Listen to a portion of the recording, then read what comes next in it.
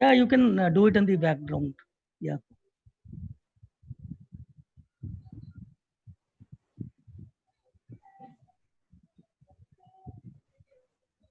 Yeah, we were not able to see the full presentation, ma'am.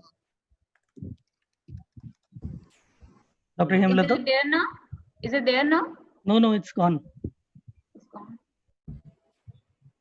And we are also not able to see you.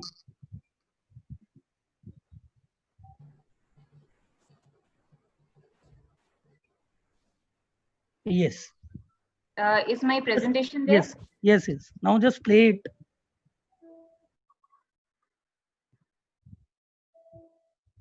Is that better now? Yes. It's working, yeah.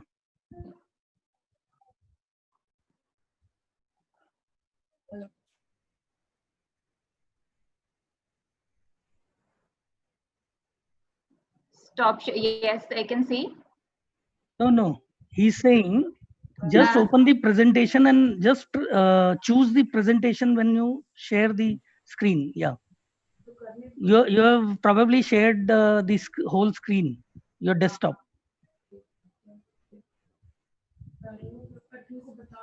So share the application? No, just open the presentation. So it is asking, yeah, application.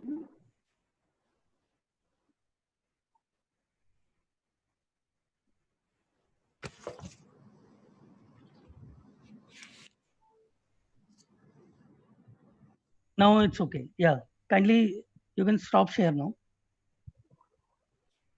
Okay. Maybe Dr. Sartaj, would you like to upload your presentation and see whether it is working? Yeah, sure. I'll just share the screen.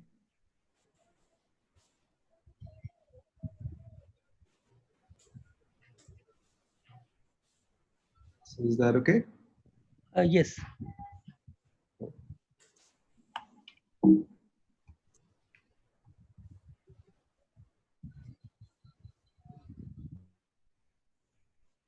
Yeah. This is their Yes, my sir.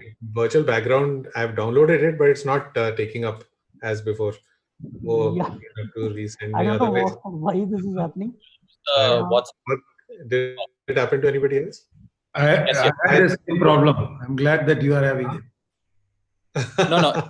Sir, use the WhatsApp image. I have also done that.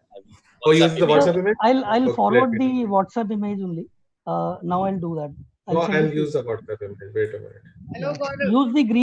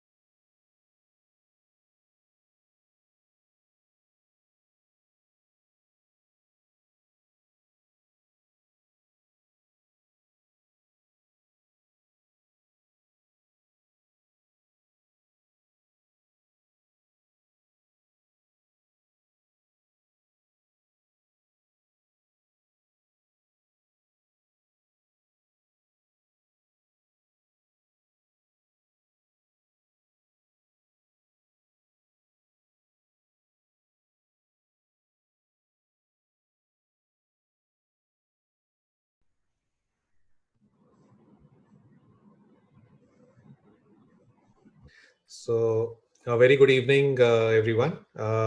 Welcome to this IRSI webinar of the Young Turks in ophthalmology. And this is our Young Turks in cataract surgery.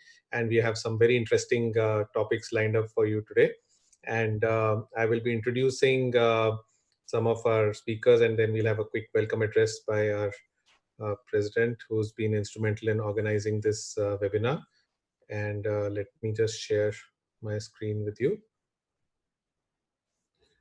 So today's webinar is organized by the IRSI, and with me is Dr. Namrata Sharma. I am Gaurav Luthra. There's an echo for some reason. All right. So today we have this nice program lined up. We have a galaxy of panelists. Some echo is coming from somebody's system. I think if somebody is logged in from two systems, can we log out of one of them, please? Yeah, the admin can mute everyone, please. Yeah. Thanks. So I'll invite Dr. Namrata to introduce our expert panel. And Dr. Namrata, please. So we have our esteemed panel, and we have Professor Mahipal Sachdev, President of All India Ophthalmological Society and Chairman and Managing Director for Center for Sight Group of Eye Hospitals, Dr. D. Ramamurthy, Chairman, Eye Foundation, Coimbatore, and past President of All India Ophthalmological Society, Dr. G.S. Dhami, Sir, President, IRSI and Director, Dhami Eye Care Hospital, Ludhiana, Dr. Partha Bishwas, Chairman, Scientific Committee, AIOS, and Director, BBI Foundation, Kolkata, and Dr. Chitra Ramamurthy from Eye Foundation, Coimbatore. She's the chairperson for Academic and Research Committee of AIOS, and Dr. Saurabh Chaudhary, who may be joining in soon, CEO and Medical Director, Eye Care Eye Hospital, Noida. Thanks, So, Dr. Namrata. Yeah, please go ahead. No, so the panel is quite illustrious, and I'm sure they're not going to intimidate the Young Turks. And it is going to be the other way around. The Young Turks are going to outperform each of these expert panelists who's sitting here today. Well said. Well said. So thanks, Dr. Namrata, for introducing our galaxy of panelists. And I have the privilege of introducing the program because of which we are here today. So we have these young Turks, and don't be mistaken by the fact that they are young. They've all achieved, they're super achievers, and they've already proven themselves in the field of ophthalmology. So amongst them, we have our first speaker is going to be Dr. Naren Shetty from Narayan Netralaya, Bangalore, not a stranger to anyone. And he heads the cataract division at Narayan Netralaya and is in charge of training fellows. He will be speaking on managing astigmatism with femto-assisted cataract surgery. Our second speaker is going to be Dr. Mohit Dogra from PGI Chandigarh, again a dynamic young surgeon who will be speaking to us on VR nightmares following cataract surgeries.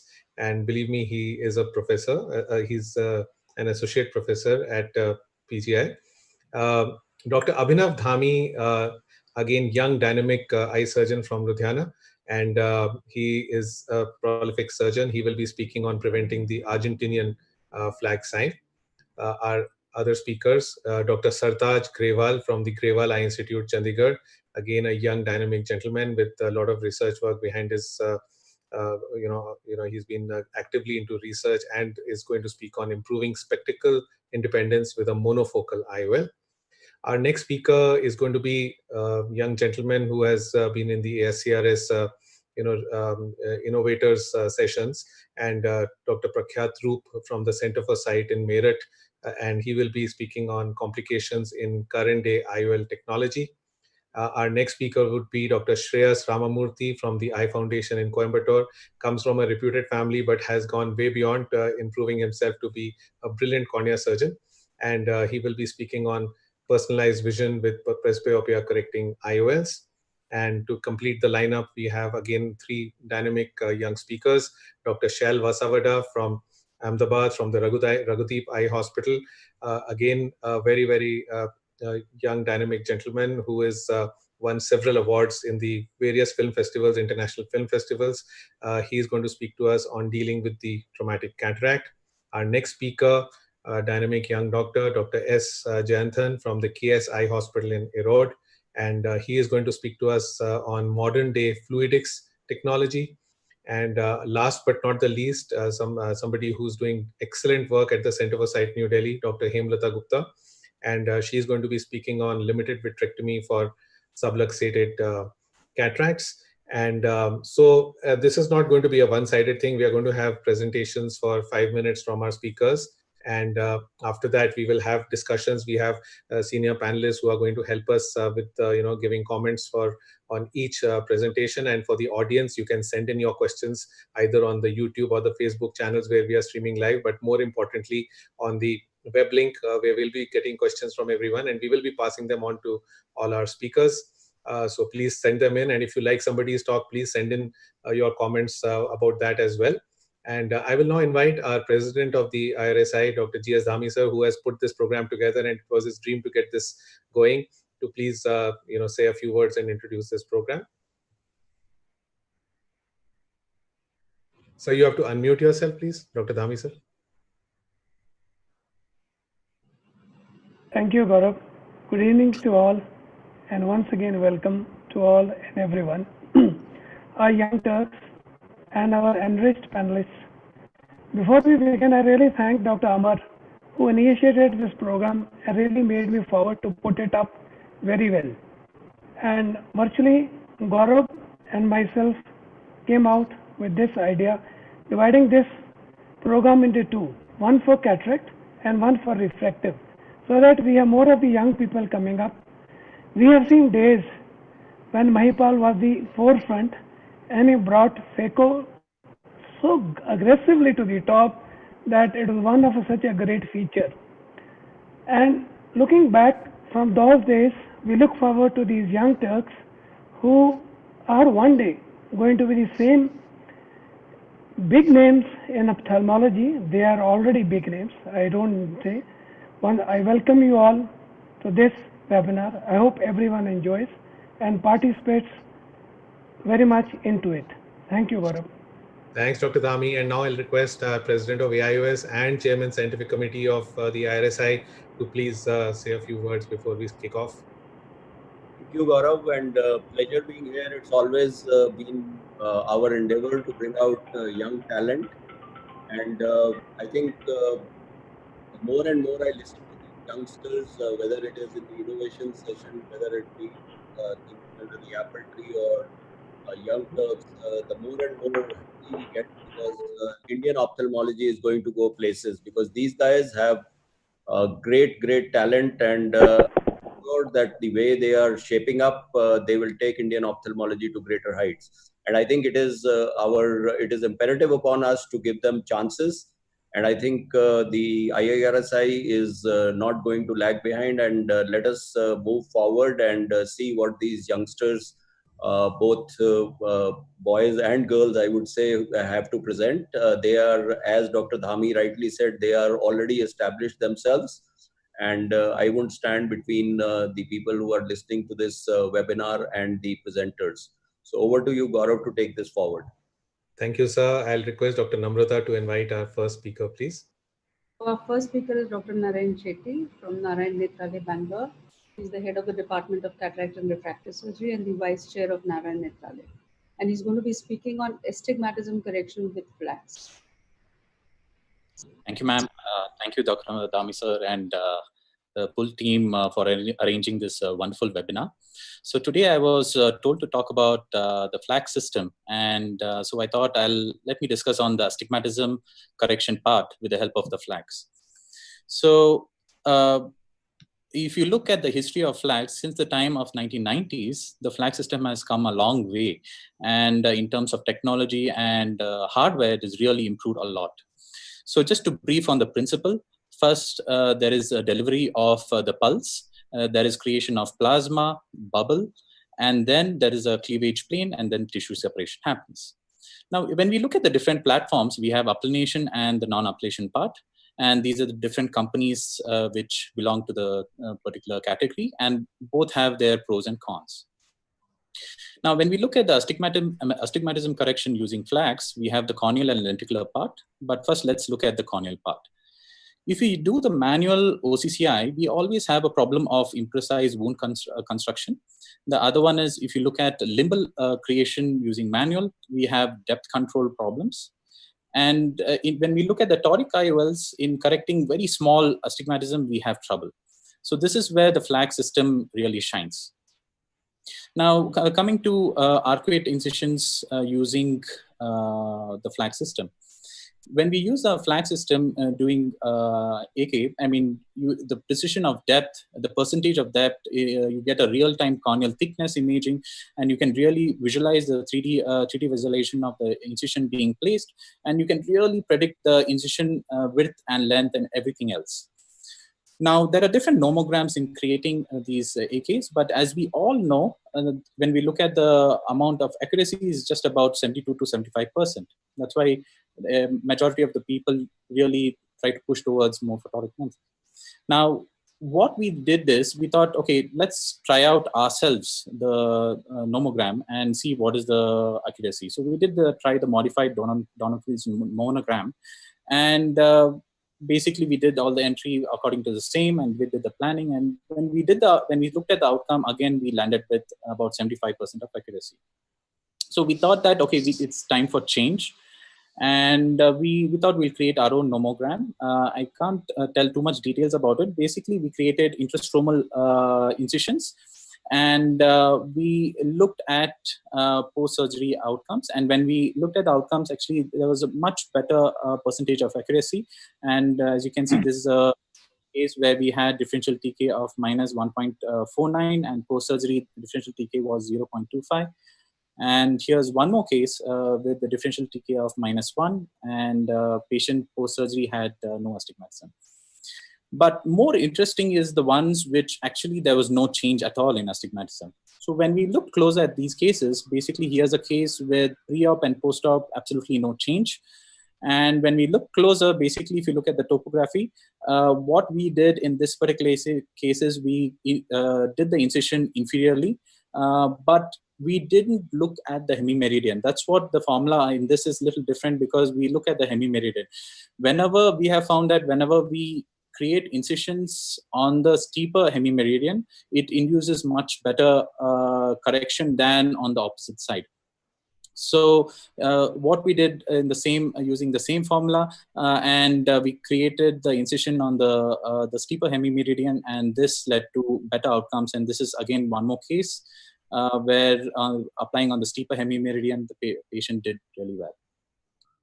Now, coming to the lenticular part, it is more of an assistance what it does in the lenticular part. When we look at the toric IOLs, the main important factor is a well-centered rhexis or a good overlapping rhexis. And when it is good overlapping and well-centered, you have a very stable toric IOL. Now, and there are several studies showing the same. Now, my simple tips during intraoperative surgery is I use CTRs in all my toric lenses. As you can see, I usually implant my CTRs using irrigation cannula. And while I'm implanting the trailing part of the CTR, I use the microforceps, hold it and place it into the bag so that there is no chance of it being placed anywhere else. And now, why CTR in all cases? Here's an intraop image. Once the surgery was done, you can see a huge gap between the posterior capsule and the lens. This is one of the main reasons why there's a higher risk of rotation during the immediate postoperative, during the early postoperative period. So when we do implant a CTR, what happens is we stretch the bag, and when we stretch the bag, it brings the anterior posterior capsule closer together. This increases the contact between the bag and the optic, and this prevents the early rotation of the toric lens. So here's an image of post-implantation of CTR, and there's a good contact between the posterior capsule and the optic. So basically the take home messages, or maybe the take work message, since majority of us are working from home, is in skilled hands, definitely you can get very equally good results. But with the coming of the femto technology, it has made our lives much more easier. Our minds are at ease. You can always be rest assured the accuracy is always bang on, and especially useful in if you have a lot of doctors under you. You can be rest assured that the quality of outcomes, what happens post-surgery, will be consistent, doesn't matter which hand does it. Thank you for your time.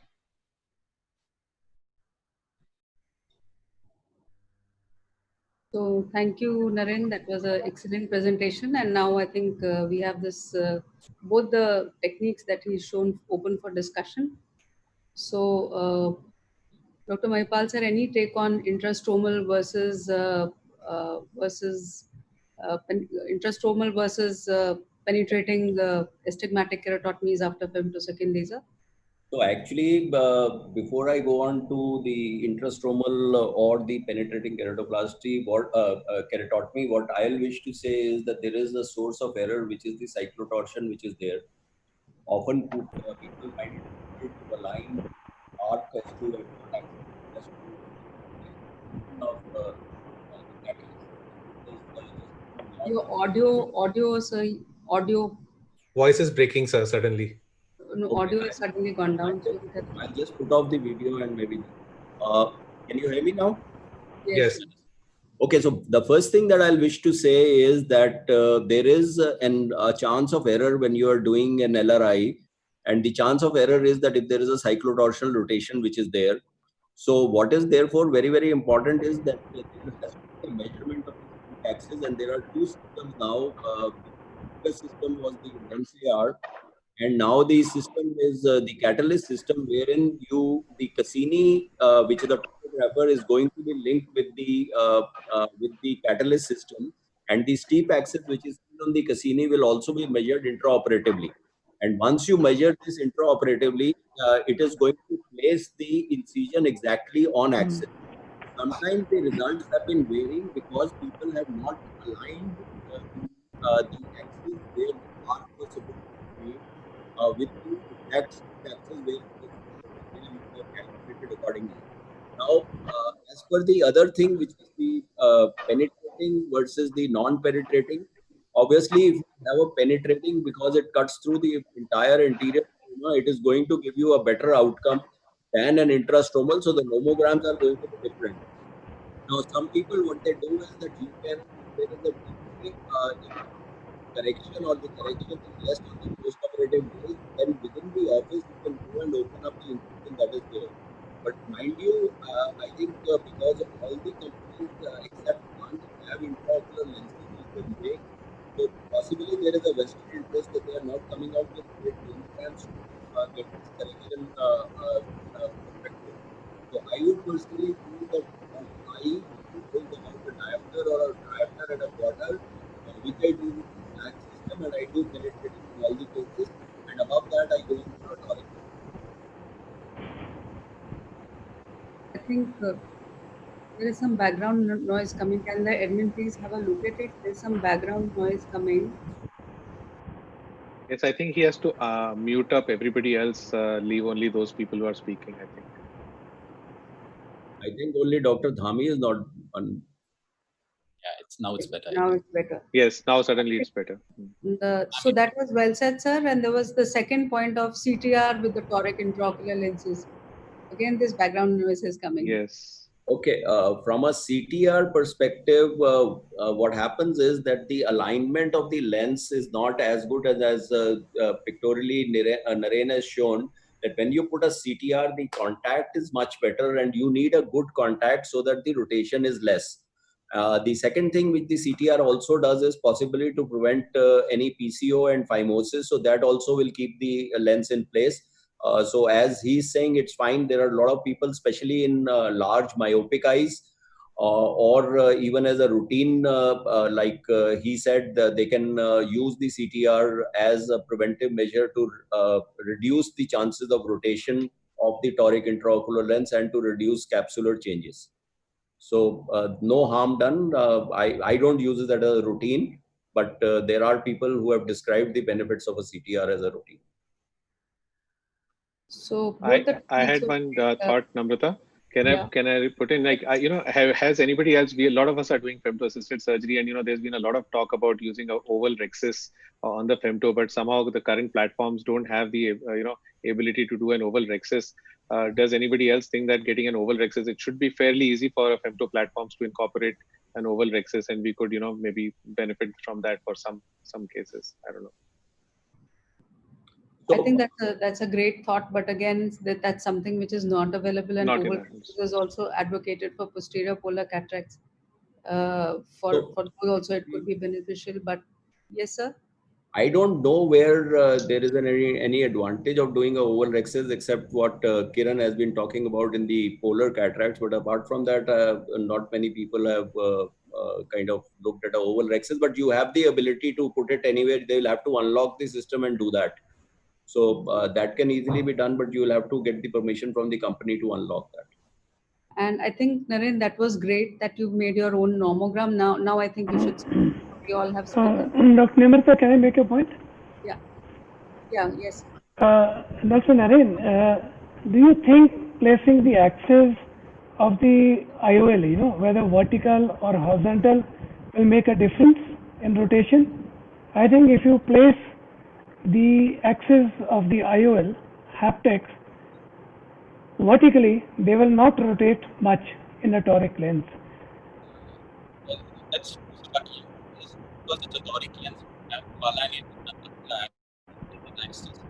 So Yeah. you have kind of reverting unless you have these smart toric lenses. That's a dedicated to 180. Just one more comment I can make in terms of Dr. Damisa, can you just mute yourself? I think there is some background disturbance coming from your mic. Can the admin Yes. everybody so that they can only Okay. Yeah. Perfect. Now it's okay. Yes. So actually, just one more comment on the intrastromal and penetrating type. Why we are in our nomogram, we're going more towards intrastromal is basically whenever we get into penetrating, we are adding much more variability factors. In the sense, the healing factor is more prominent in terms of penetrating type compared to intrastromal. So if the surface has a lot more inflammatory factors, it can vary from eye to eye or person to person.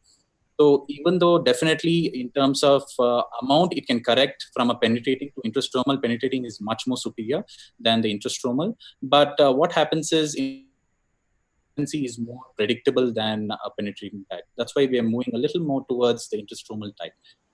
And that's what I want. Can I have a word, Namrata? Yeah, Partha. Yes, I was just about to ask for your comments. Yes. So very nice presentation, Naren, and especially with the nomogram that you are designing, we really look forward to it. Dornenfall field modified nomogram is what most of us are using. The thing that I would like to state here is beyond 1.25 diopters, it really does not give a very consistent result. And thereby, if the astigmatism is in the line of 1.25, maximum stretching it to 1.5, beyond that, we go in for the toric IOLs for most of these cases. So that was one. And the other one which I wanted to put in is, I also do not use CTR in every case of a toric lens. And otherwise, the stability is quite well maintained in the toric lens, even without the CTR. And I mean, it works quite well. The third and a very, very rare point that I would like to put in here is the arcuate. We do the penetrating arcuates for the femto. And there was, in all our cases, for all of our cases, there was just one case in which we had an infection, an intrastromal infection for the arcuate. There was no comorbidity in this gentleman, and but it healed well. It is just to say that we need to check these arcuates very consistently and see the healing pattern if it has been a penetrating arcuate. So this is something that I regularly do, and I just wanted to highlight that it's not that an infection would occur, but it's just that we need to be a little mindful on that. Artha, just to add on from where you left on the infection, yes, I have also had actually not one but two cases of infection because it is penetrating, and we are starting the patient because they are topical, and we start them on steroids right off. So one small little trick that I am doing is that the Vigamox that we are going to put within the intracameral Vigamox, when I open it, I just put 1 or 2 drops of Vigamox or moxifloxacillin that you have at handy into the arcuate incision that is there immediately. So that gives up a higher concentration at that particular time. I don't know what it's worth, but that is something I do. And touch wood, I haven't had a repetition of these infiltrates that I had in the arcuate. Naren wants to say. Great. Yes, Naren. Yes. So actually, a very good point, sir. Actually, just to follow on the intrastromal thing. See, now actually, if you think about why it happened in the intrastromal incision and not in your main incision, we always get that thought.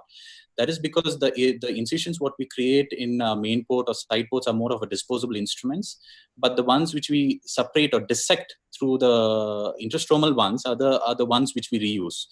And plus, we have to remember that all these instruments, especially when we are trying to do a femtotechnology dissection, we are actually literally cleaning the instrument in the stroma, because we are trying to dissect it and separate it. So one simple tip is always use shine finish instruments. Do not use matte finish, because usually in our cataract OT, majority of our instruments are matte finish, so that we don't get that reflex. But if you're separating the wound, you have to use the shine finish, so that small particles do not get collected within the material. The second thing is in terms of, like you correctly said, sir, is in terms of toric lenses. I mean, definitely it is the preferred method. If it goes a little higher or a little borderline. But the point is, there are patients who are opting for femto, and then you add on a toric cost to it. Sometimes they might just back out, or they hesitant or something like that. So those kind of patients, when you use these kind of femto platform and tell them that we can correct this amount, so they feel nice that they don't go for an added toric lens. They don't have to go, I mean, added cost. They can still get their astigmatism corrected. I think, can I? Yes, sir. No, great presentation and very good discussion. Just a couple of points. I mean, in my own experience, I have found that, these intrastromal archways do not work, and they are not very effective. There's enough literature or evidence also which says that opening up these archways is extremely important. Actually, I do this as a first step in my phaco, in the sense that open up these incisions. And one other concern was, most often these cataract patients are associated with the against the rule astigmatism. And I was wary of putting this 180 degrees, and I do a limbal clear corneal incision. Nowadays, in spite of, even though I do this, I still go ahead and put an archway. And invariably, I'm able to open up, just I'm a little more careful, making my initial incision. And that way, even for the 180 degrees, it works well. And let's also admit it, though this gives us accuracy, perfection, etc., this is more like a glorified radial keratotomy. It debulks the amount of astigmatism, but it's not astigmatic accuracy. So as was said by others, when I'm doing a multifocal, if less than 1 diopter against the rule astigmatism, I'd go ahead and use these incisions. But then if it comes to greater amount of astigmatism, it's always the torics the way to go. Of course, these equipments have also significantly contributed to the accuracy of placements of these lenses. And when it comes to the Varion was associated with the LensX platform, and now Cassini is going to be tied up with the Catalyst, and the Lensar is creating some small nicks on the capsular axis, so that exact orientation is possible. And the good thing is that the nomograms for the calculate the size of the archways that need to be made is also very much possible, because the incorporation of the nomograms with the Varion and with the Cassini, where the Donan field nomogram is incorporated. So any advancement in cataract surgery, if an instrument has to contribute today, it has to play a role in the implantation of, in the correction of astigmatism. In that way, I feel the flax is also significantly advancing to contribute to this, both by way of astigmatic keratotomies and the placement of toric intraocular lenses.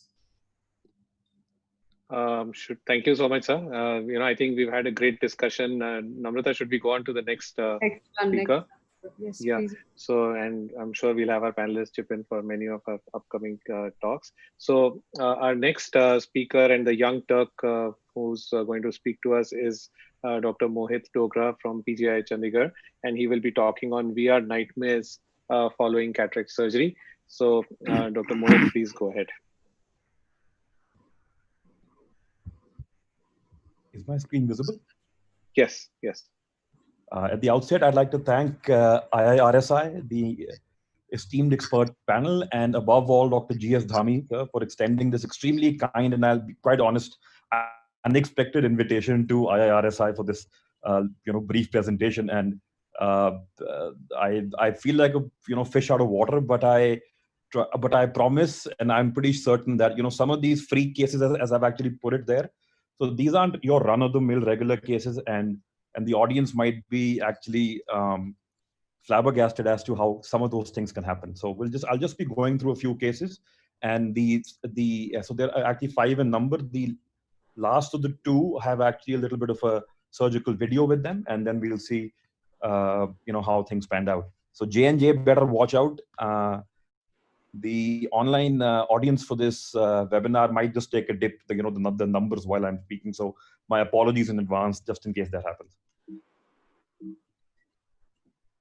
So this is actually case 1. This was a 65-year-old male who presented with poor visual acuity gain after a scleral fixated IOL for a post-cataract surgery aphakia.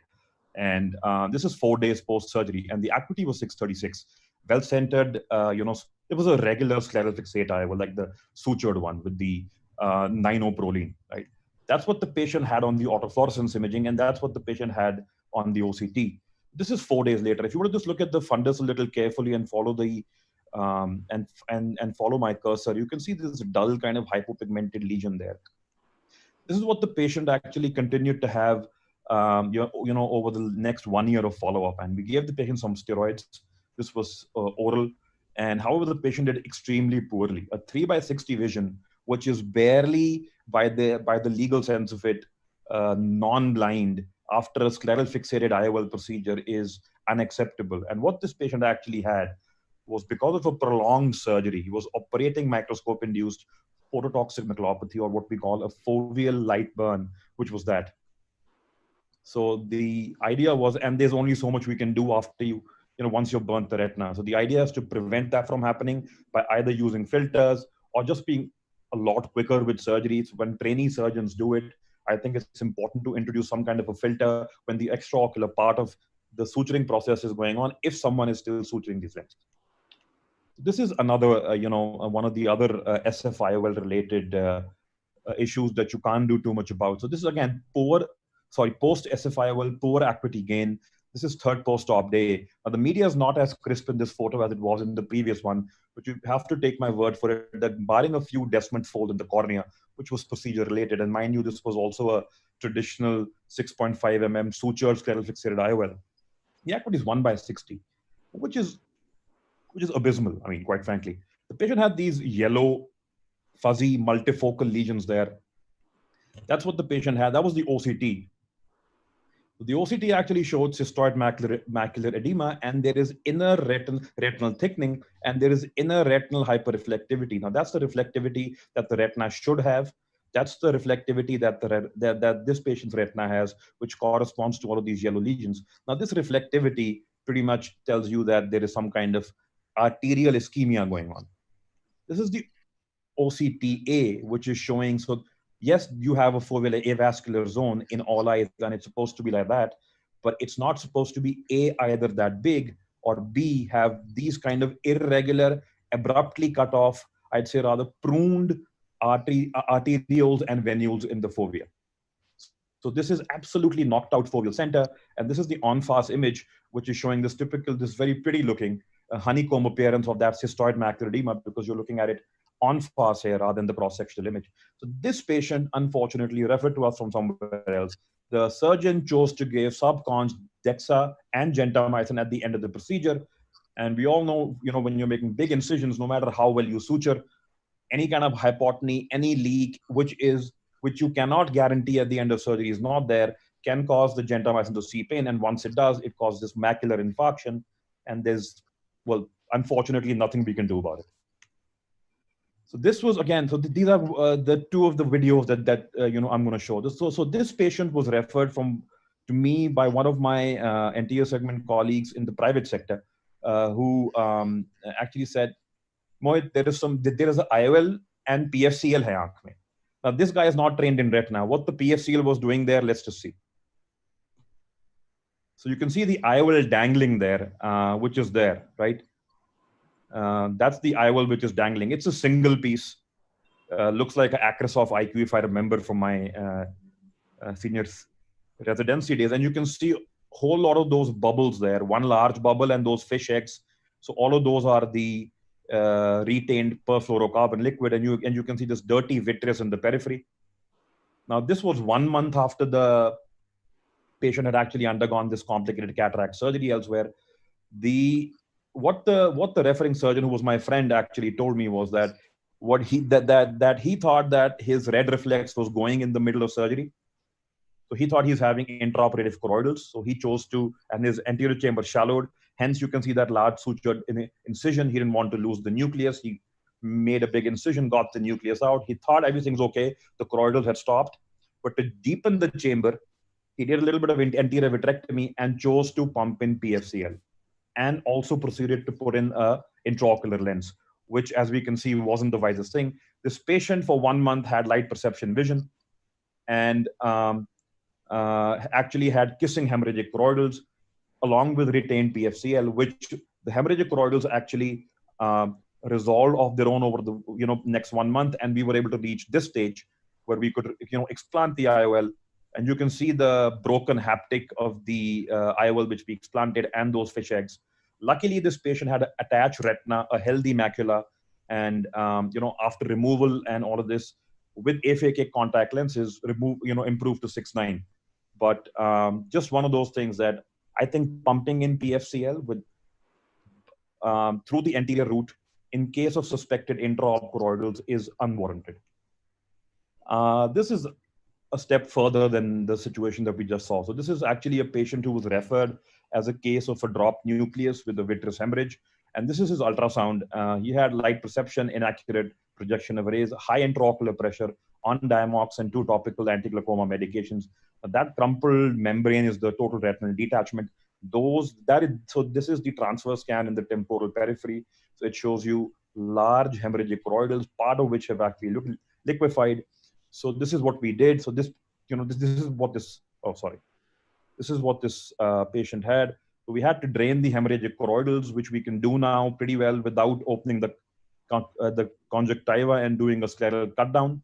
So I measured 7 millimeters under, keeping in mind the highest bulla of the hemorrhagic choroidal detachment based on my pre-op ultrasound.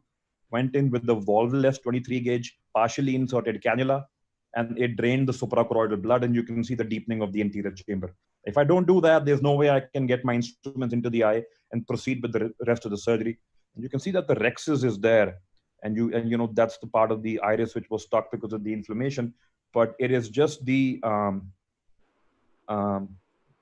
remnant cortical matter which is there, and the nucleus is actually back there in the back of the retina, and the patient has a total retinal detachment, as we'll soon see. And so I went in with a phacofragmentome because it was hard, and so that's what the patient had. And after removal of the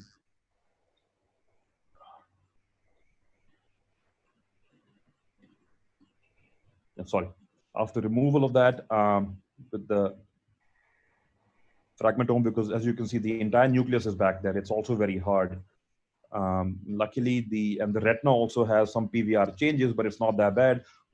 I'm not going to bore everyone with the rest of the RD surgery, but that's what the patient had. We put in some PFCL, we were able to get this retina back. And finally, post silicone oil removal, this patient has 636 parts vision, which, given the predicament the patient landed up with, I think is pretty good. I'm just going to end with one real ghastly case. The only one I've ever seen, and I hope and pray the only one I ever see again. So this patient was referred as a case of a vitreous hemorrhage after complicated cataract surgery with aphakia. Now, mind you, this patient had no light perception. And the referring surgeon actually, again, who actually sent this patient over to us in PGI, actually called me up and said that, after the surgery, which was, that during surgery, he lost, the red glow, and it was completely there was a lot of blood in the vitreous segment. And he also had some hyphema. He just closed the eye. After that, when he checked the phaco tip, the tip was chipped. And he was certain that prior to this case, the chip was fine. This is what the patient had. This is the intraoperative view that I saw after clearing the vitreous hemorrhage. You can see the color of the retina is pale. It doesn't take a rocket scientist to figure out that this is a central retinal artery occlusion. The retina is completely pale, and you can see that hemorrhage over the disc, which I'm actually skirting with the with my cutter.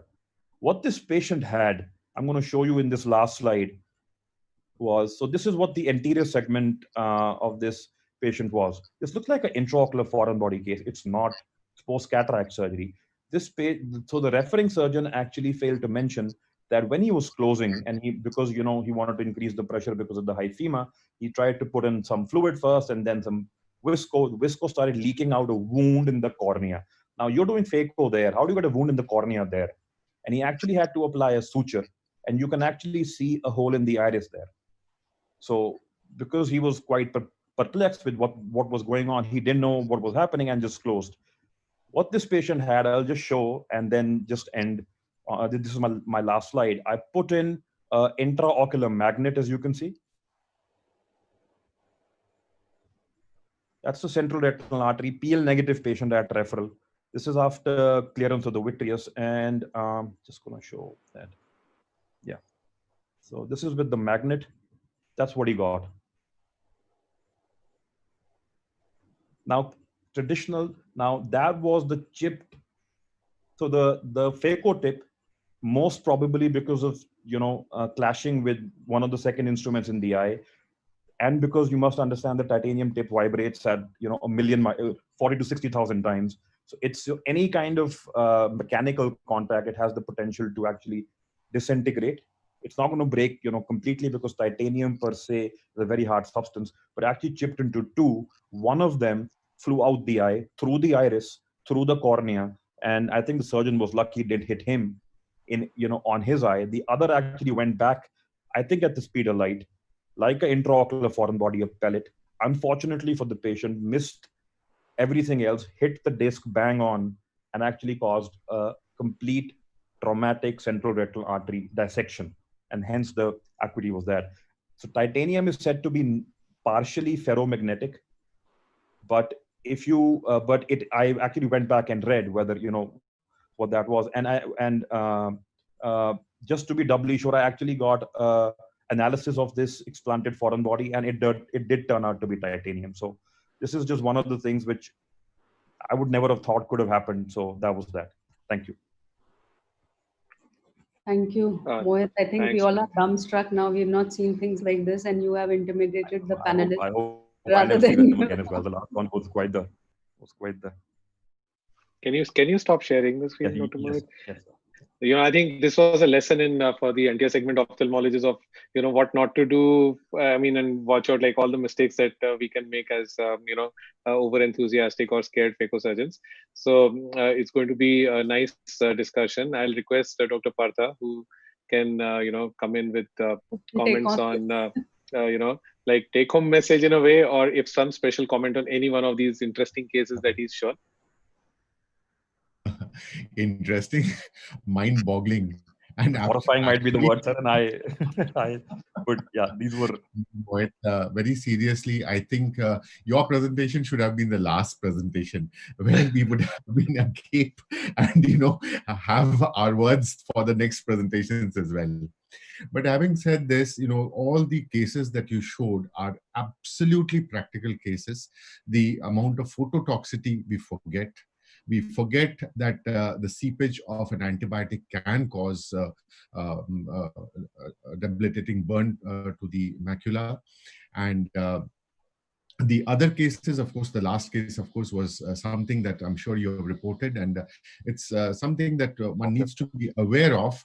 And at that point of time, the thought process of the surgeon, obviously with so many things and the mysterious hyphema occurring, might not have given place, but yet that thought that he had told you that there was a chip of the titanium tip, that itself was a big clue for you to take and to decipher. Otherwise, I couldn't have figured it. I'll be very honest, sir. I'm no Sherlock Holmes. I couldn't have put this entire thing together. I think if he hadn't told me that it was chipped, I couldn't have put two and two together. Sir. But you are Sherlock Holmes. You put everything together. Yes, I know it to put together that kind of a case, and then I think that also brings home a lesson that all surgeons, if we have a complication, our anti-segment surgeons, if we have a complication, it's best to be transparent and tell the operating surgeon everything that you think you can, rather than trying to hide things where everybody gets complications. So I think it's important for us to disclose whether there's a intact rexis, whether there's an intact PC, all the sequelae of events, and then of course not mess up on the eye and refer. I can still be saved and you'll still be a hero in front of the patient's eye, in the patient's eyes. But I'll take this to Dr. Chitra. Ma'am, talking about intracameral antibiotics, Dr. Chitra, I think she was just here for a moment. I've lost her. I'll take it to Dr. Ramamurthy. Yes, sir. I have 2 comments. The first comment that I have is on the phototoxicity. So I just want to ask Mohit, was this patient operated in PGI? No. Yes. Yes. Okay. So that is what happens. I don't know. You go back and just check it again, because this has happened to me in 2 cases in Indraprastha Apollo Hospital. So whenever you are working in a multi-speciality, there was we had a common microscope in Indraprastha Apollo Hospital, which was shared between ophthalmologists and plastic surgeons. So there was an RTA, and the plastic surgeons, I had booked certain surgeries, and the plastic surgeons took away the microscope because they were doing the anastomosis, etc. And you know that it's a time-consuming one. And I was getting delayed, and basically I requested, and I got the neurosurgery OT. Okay, so I don't know where it was done, and the neurosurgery microscope, which is of Zeiss, does not use, it uses a xenon arc as a light source. Okay, so I had this in 2 patients, but since it was a cataract surgery, and thankfully I am a relatively faster surgeon, so they did have first day, everything is fine, and the vision is 660. And but they recovered over 2 to 4 weeks, and I didn't understand as to what it is. And then we were seeing something like this. So just go back and check, because this could be a possibility, especially in multi-speciality hospitals, that where you have common microscopes. The neurosurgery microscope uses a different light source, which is intensely phototoxic. So that is the first learning that I have, because I went back and did, and then I talked to Zeiss people, and then I found out what is the light source of the neurosurgery microscope, etc. So in a multi-speciality hospital, this can happen. The second thing is that we have reported, I think myself and Dr. Lalit Verma from RP Center, this is way back in 92, 93, I don't exactly remember, where at that particular time, gentamicin was well known to cause the macular infarcts, but amikacin was not. So we have reported with, I think, subconjunctival or intravitreal, I really don't know, with 0.4 micrograms, whatever the dose is, that there was a macular infarct. So any form of aminoglycoside is well known to cause macular infarct. And the third is actually a question to you: why did that corneal perforation was there? Because if it is because of the in the last case that you showed, because it is the chipping of the phaco tip that has gone. So why was there a perforation in the cornea still? I don't understand that. So this is again, sir. This is completely. Thank you for the comment, sir. I think I'll answer the last question first, regarding what I think is the plausible hypothesis as to why we had a corneal exit. I think what happened was that when the phaco tip actually clashed with the second instrument, because of the high vibration frequency, it actually kind of gave way. And instead of just having one projectile go back like that, there was another piece, so it ripped into 2, and that's the only thing that would explain why we have a hole in the iris and a corresponding hole in the cornea. Mohit, hole in the iris is fine because it is going this way. See, one thing you have to understand is that there is a silicon sleeve on top of the phaco tip. So it is very, very next to impossible that it is going upwards. Whichever it has to go in only one direction. So that's still it's still a My thing is there wasn't one piece. There were 2. One of them went into the eye. The other went had an inside out and throughout the eye. We'll never know, but it doesn't explain any other reason otherwise. Mohit, why not think that a foreign body was missed, like an entry wound on the cornea and then through the iris and through the lens and lying on the retina surface. Maybe it was not picked up and worked up upon, when the cataract surgeon operated. Absolutely. And missed this finding, and that's one thought as well, right? That is what the case looks like, sir. But I understand. It's possible to have that. It's possible to have Dr. Mohan Rajan has shown often that the broken chopper and the broken tip. I don't know if they are genuinely there or if he wants to interest us with his videos. But all the same. It's entirely possible. So, we have to move on really fast. I'll take last comments. I was hoping to add Dr. Chitra, but instead I think I'll ask her husband to come up with the final comments on this one, and then we'll move to the next one. Dr. Ramamurthy sir, would you like to quickly comment on any of these cases? No, very interesting clutch of cases, but I think there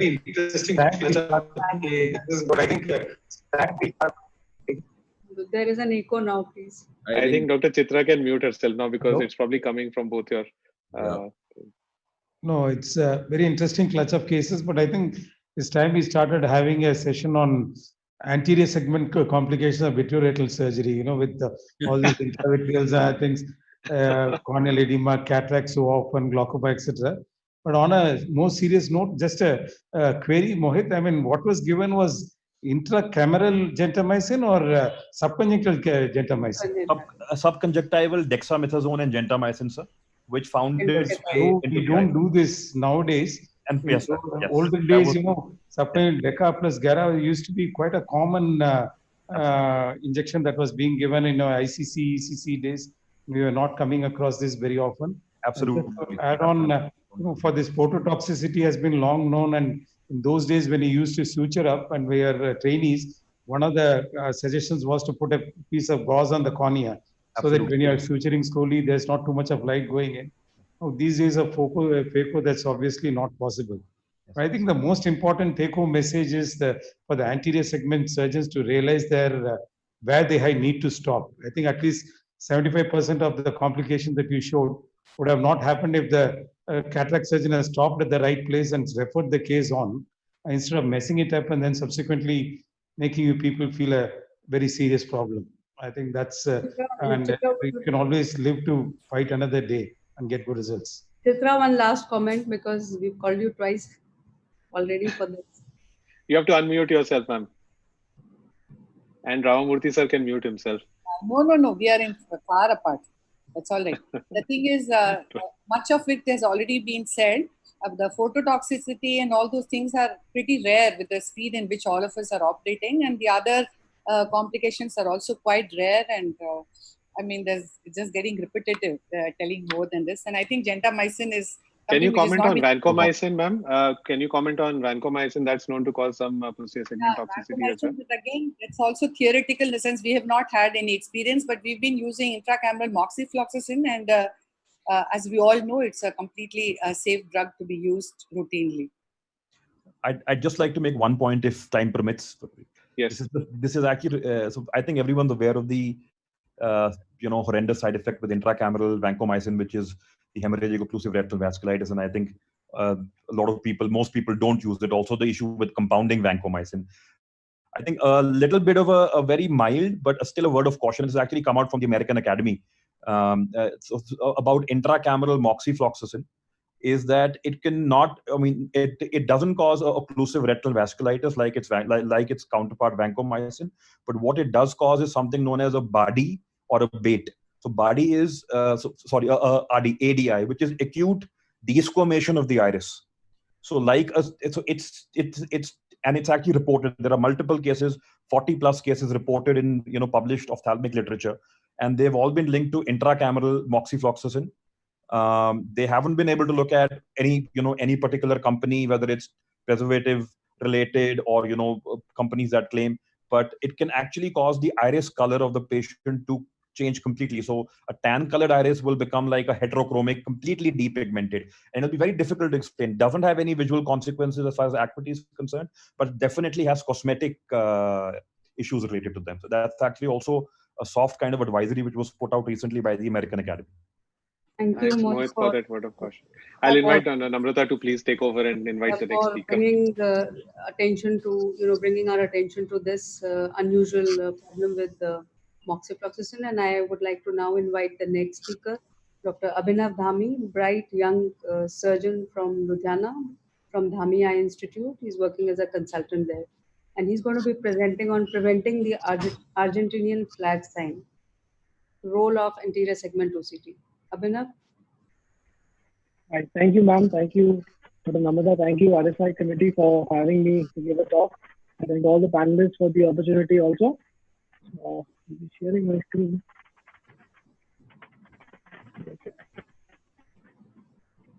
I hope it's visible. Yes, Abhinav, please go ahead. Yeah. Your voice is So, not very I think the big, crisp, so but you can go ahead. Yeah. I think the biggest challenge with white cataract is getting a good access because of the probability of developing large flag sign, and we know that there is a association of 28.3% association that you may not have a complete access. We have been using the Trifam blue dye. We have been punching the anterior capsule. We have been doing the two-stage capsule access. And last but not least, we have been doing the femto laser capsule access. So what we have been doing recently, we've been doing the anterior segment scan in all these cases, and we've been trying to localize whether or not we can classify these white cataracts. So if you see the anterior segment scans on the left side, you'll see that there is no fluid pocket on the anterior segment today. And on the right side, you can see these fluid pockets. Now, these fluid pockets is what corresponds to the interlenticular pressure. This is what gives away when we puncture the rexus, and that's what leads to it. So I'll just put a small video which will explain the entire process on both the types.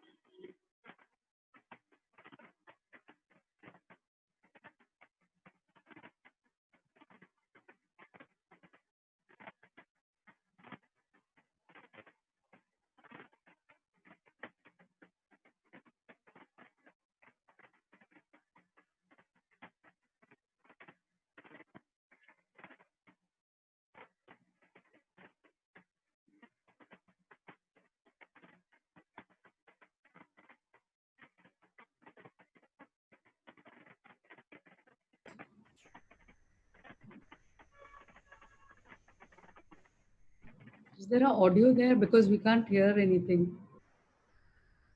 Okay, so there is an audio. I think it's playing on my side. You increase the volume, please. Okay. Is it okay now? No, can't hear anything. Maybe you can mute it and you can speak yourself, Abhinav, because the audio is not evident. Yeah. So what we're basically doing is that so this is what we're basically doing. So we're localizing these fluid pockets on the anterior segment scan. You can see the depth of the fluid in this scan, and this is all the cataract on the background. So initially, what we started off with is using the 27 gauge needle. We puncture the rexus somewhere in the mid periphery,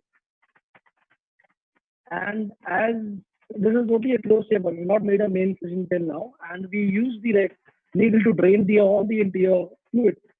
You can actually appreciate this by you can see the change. You can actually appreciate the nucleus as we remove the fluid in the background. So once you remove this fluid, basically you've taken away all the interlenticular pressure that could have resulted in the Argentine flag sign. The second way in which we can do this is by using a 30 gauge needle. The only problem with 30 gauge is it's a little slower. You need to be a little bit more patient, but the fluid does come easily with it. So after that, you can see the nucleus visible after floating. Suddenly, all the fluid has been taken away in this area. So that later on you can be followed up with routine phaco. Also, you can do a main port entry, complete your access the same neck, and just go on with a complete way of further phacoemulsification.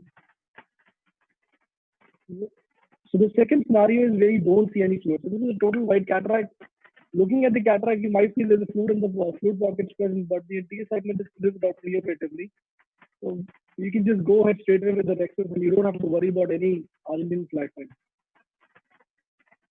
This is what we've been routinely doing now, and this is what saves us for all kinds of complications. So does it really make a difference in what we wanted to look at? So basically there were two surgeons operating. So what we did was we made sure the first time we were doing it, the surgeon knew about the pockets of fluid and was knowing when to drain the fluid pockets. So his success rate was achieving good rexus of about 86%. The moment we made sure that, okay, let's not tell the surgeon about the presence of fluid pockets of the OCD, let him do it blindly, the success rate for having a complete rexus can go down to 64%. So it's very important to have a pre-operative assessment of these white cataracts that can save you in further complications. So it has been compared. There's a lot of comparison happening between plaques and the conventional phacoemulsion for white cataracts. They have compared in 40 cases by using the plaques versus the manual phaco. So it doesn't mean that you can have the flash definitely has a better superior results. The chances of having runaway rexes are still there, and they had it in each of the groups. But the certain minor complications that can happen with flax, the floating rexes, the micro lesions, and the incomplete capsule rexes about 1 to 2 clopper. A similar intraoperative use of optic tomography was done by Dr. Jatial et al. And they said that they actually divided the white cataracts into 4 types. There was a type 2, which had the increased convexity of the anterior capsule and a continuous hypereffective band. They said that the highest chance of developing a capsule extension in these cases. So I think this is a new modality, and I think if it's present, available with somebody, it can add a lot to the management. So in the end, I think the use of the preoperative anterior segment OCT, combining it with the use of 30-gauge needles to release the fluid pocket, can help you save from a lot of devastating capsular complications. Thank you. Thank you, Abhinav. That was an excellent correlation between the anterior segment OCT morphology as well as your intraoperative dynamics of the white cataract. And it goes on to say that, anterior segment OCT is a great tool. So any comment from the panelists? Gaurav? One quick comment. Yeah. Yeah. So very nice, Abhinav. Very, very well done study for you. And Dr. Titial's study also, we've all gone through that. And one just small point that I would like to mention here is, in the white cataracts, the anterior OCT does give a lot of information about the fluid, which you have very nicely showed. But also is important because these white cataracts might also have capsular the capsular additions as well as the capsular thickenings. So and that is one way, you will not be able to determine whether that capsule can run off, because if there is a capsule which is thickened, then even the femtosecond laser might have an incomplete capsular excess. And if, of course, if it is discerned on the slit lamp examination, if it is possible, then of course the energy can be increased, and thereby getting a more complete rexus, and the possibility of a full complete rexus is always there. So the capsular thickening, the anterior capsular thickening, is one point that we need to see as much as possible on the slit lamp examination before going ahead for the surgery procedure. Yes, Naren. Wonderful study, but just a small comment I would say, especially in cataracts. One very useful technique is doing yagging the capsule, making a very small opening in the capsule before you take to the surgery. On the day of surgery is amazing, actually. Which what happens is you have a diffuse flow, output of the fluid, and since the patient's head is continuously moving till he comes to the OT from the yagging room, by the time the fluid, even from the posterior to the anterior, everything slowly diffuses, and the risk of the flag sign is extremely low. So I mean, that's an amazing technique. I feel I thought I'll just put it across. Chitra, you would like to make a comment? Anterior segment OCT definitely helps, gives you a greater comfort in knowing. But having said that, I would still be a little careful and rely only this much on the imaging device and ensure that I make a smaller excess. And I definitely would see that I do a multi-quadrant release of the fluid before I go on. I mean, so that's what I feel.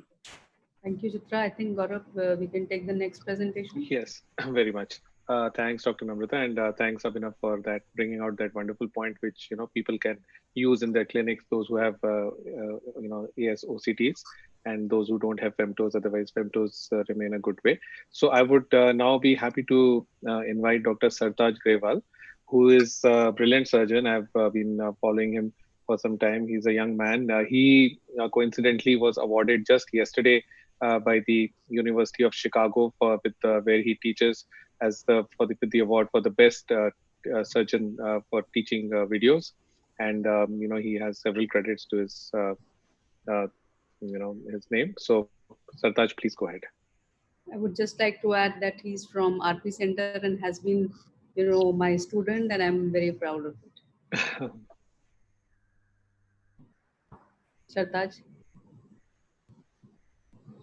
Sartaj? Sartaj, do you want to unmute? I think, are you muted? I just unmuted me. Thank you so much, Perfect. sir. Yes, for the kind introduction, and thank you so much, ma'am. Your blessing always means the world to us. Good evening, everyone. I would like to first thank the IRSI and the esteemed panel for giving me the opportunity to present today. I would like to share my experiences with the new enhanced monofocal IOL that allows us to improve spectacle independence for our patients undergoing cataract surgery. Our visual requirements today are very different for what they were only a few decades ago. Far more activities today depend on intermediate or near vision. Nowadays, optimal postoperative distance vision is taken for granted by patients, and more patients are demanding adequate intermediate and near vision after surgery.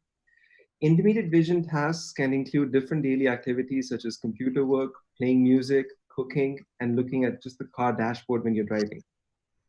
Now, there are numerous premium presbyopia-correcting options that are available currently, and these can be offered to your patients, but they come with many limitations, most significant being the photic phenomena that leads to dissatisfied patients. And these IOLs have a long list of relative contraindications also. They carry a significant premium in terms of cost, which can dissuade certain patients. Now, preoperative counseling also for such patients is a very tedious process where explaining the possibility of photic phenomena is crucial and can lead to apprehension amongst many of the patients. Monovision is a good option for a small proportion of patients. However, loss of binocularity means they still need to use the correction in many different situations where they require good stereopsis. So what if you could provide something better to your risk-averse patients? Now, a newer generation of enhanced monofocal IOLs are there which claim to provide improved intermediate vision by simply increasing the asphericity of the interior surface of the lens. When we look at these lenses, on gross examination, they appear just like any other monofocal IOL.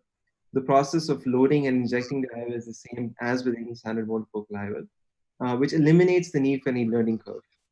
And preclinical trials with these patients showed that the lens has the same tolerance to decentration as any other monofocal IOL. Again, we can see that even with a good red globe, the lens appears no different than any other regular monofocal IOL. Now, Dr. Tenieto et al. Used surface profilometry to determine the superficial profile of the Eyehance IOL and compared it with other standard monofocal IOLs, such as the Technis One. Now, in this figure from this study, we can see the profiles of two standard monofocal IOLs compared with the Eyehance IOL. No difference can be appreciated in the line representation of the Eyehance and the Technis One showing their interior surface. However, after removal of the best fit circle from the raw profiles, the differences in the interior surface become appreciable. As expected, the standard monofocal IOLs show flat subtraction lines, meaning that in the central 2.5 millimeters profile, of the IOL is perfectly circular. But the higher order asphericity of the interior surface of the Eyehance is visible on these best fit circle removed figures, and is visible as a progressive smooth altitudinal change of only around 4 microns in the central 1 millimeter of the lens. Now, to share my own experience with this lens, I've been implanting it since September of 2019. Now, rather than positioning this lens as a premium alternative to other aspheric lenses, we have moved entirely from the Technis One to the Eyehance. Now, this simplifies our preoperative counseling and also makes it easier as far as IOL selection is concerned from the patient's perspective. In our data of 116 consecutive eyes, of which 71 were implanted with the Eyehance, we can see on the plotted defocus curve that the Eyehance matches the Technis One at distance and then maintains an edge above the Technis One for the entire range from intermediate till near vision. The Eyehance also provided better intermediate and near visual acuity, and the difference was statistically significant. Dr. Mansuchi's publication reported a better intermediate visual acuity in patients with bilateral Eyehance versus the Technis One. They observed no statistical differences in contrast sensitivity between these two groups, and neither any differences in photic phenomena as reported by the patients. Their binocular defocus curve was similar to ours, with the eye hands achieving a smoother profile along the entire curve and showing significantly better defocus results at stimulated intermediate vision between -1 and -1.5 diopters of defocus. And this is a question that was used by Poelis et al. To help assess the quality of vision after implantation of extended depth of focus IOLs. We deployed it in our practice to help us analyze the quality of vision in patients implanted with the iHands IOL. And we can see in the results from the questionnaire that there were slightly better scores with the iHands across almost all the different questions, in particular as far as satisfaction with near and intermediate vision was concerned. And Dr. Mansuchi's study also showed that the patients who were administered the patient-reported spectacle independence questionnaire, only 20% of the patients who were in the iHands group reported the need of intermediate vision correction in their everyday life. However, 90% of patients in the Technis 1 group required glasses for everyday intermediate vision tasks.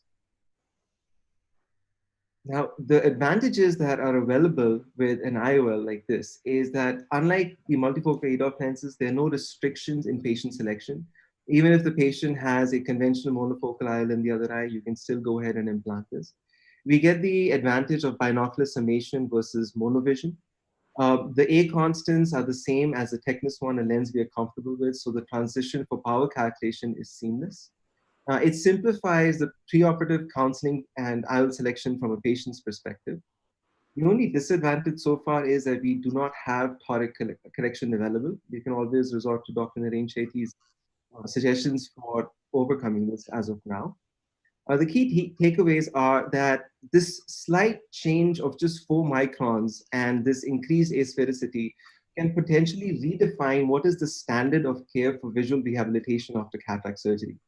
It can help our patients with improved independence for glasses for many of the daily tasks, particularly for our risk-averse patients. Thank you.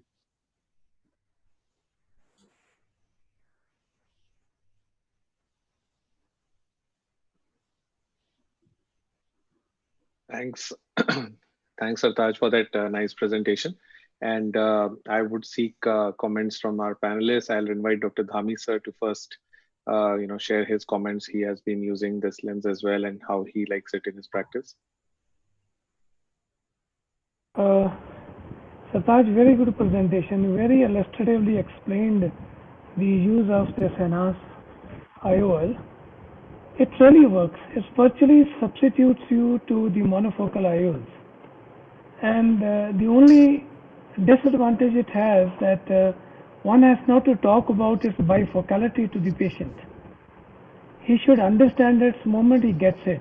And he really realizes the importance of the IOL when it's binocularly placed in his eyes. And he can do much of the work. So Raj, you have done a good work in really explaining regarding the amount of microns really increasing the asphericity in that area. That really works. Good. Thanks, Dr. Dhami sir. Dr. Maipal sir, in your hands, how is this? Where do you position this lens in your practice, and what do you promise to the patient? So actually, regarding this particular lens, because the price difference is very little, I don't position it at all. So it is giving more value to the patient, and I don't tell him anything at all. Don't promise him, because the biggest advantage is that you can put it in any eye, even as Sartaj had said, if the other eye has a normal monofocal, etc. It does increase the reading ability of a patient, but I suspect, because I don't have the eye trace, but somebody else who has the eye trace, I think, not somebody else, Dr. Roop, he has seen it. I think it does. The MTF, there is a decay in the MTF to some extent. So that is the only thing, though they say that there is no change in the MTF, but I think there is a 20 to 30% change in the MTF, and that needs to be just verified, because if it is altering the quality of vision to some extent, then that could be a negative. But apart from that, I don't position it because it's a, I think the difference is for a couple of thousands only. So I just give it to that patient without saying anything, and they feel more comfortable. Yes, I have seen that it works, and it gives some reading ability for the computer, etc., to that patient. And if we do a monovision, a mini monovision in these particular cases, then the amplitude increases a little more. So it has actually replaced about 60 to 70% of my TECNIS practice. Very, very correctly said, Maipal sir. Dr. Partha, is there any situation where you would not use this lens vis-a-vis the monofocal? I mean, given a choice, is there any place where you would prefer a monofocal over the extended depth lens like this? With this one, actually, what Maipal sir said, I also have actually changed from TECNIS 1 to iHands little by little, and as patients are comfortable with these lenses, it definitely gives an edge over the monofocal lens. The only thing that you cannot promise is the bifocality or the reading vision. So one cannot promise that, with this lens you'll have good reading vision, because if one promises, then that promise has to hold true for 30 centimeters and 35 centimeters and 40 centimeters also, at the different reading distances that people use. So that is where the promise cannot be made. Otherwise, it definitely gives an edge over the monofocal lens. Thanks, Partha, for, I think we've summarized quite well. Unless any of our panelists has anything to add beyond this, we'll move on to the next talk. Namrata? Next talk is going to be given by, again, a very bright and a young surgeon, Dr. Prakhyat Roop. He is again passed out from RP Center for Ophthalmic Sciences, AIMS, New Delhi. And he has, at this young age, 2 patents to his credit. And I think he's going to be talking about those. And his topic is complications in current day IOL technology. And again, I'm very proud to admit that Prakhyat is our student. Thank you so much, ma'am. Thank you once again, Dr. Dhami sir, Dr. Mahipal sir, Dr. Ramamurthy sir, Chitra ma'am, Partha sir, and Gaurav sir, and all my seniors who are panelists and presenters here. I will start sharing my presentation. I'll be talking about the complications in the current day IOL technology. So through the generations of IOLs, the complications have also changed. From posterior dislocation and UGH syndrome and corneal decompensations, we are now concerned with PCO, glistening, negative dysphotopsia, ring shadows, halos, and glare. Why should we try to understand these complications? Because you see, the patient's final aim of coming to us is being happy and having a lasting outcome of good vision. Cataract surgery, 6x6, N6 are just ways to get there. And these complications are the obstacles in that. I'll start with PCO and I'll just give a gist of the actual cornerstone of PCO prevention, which is the capsular bend formation.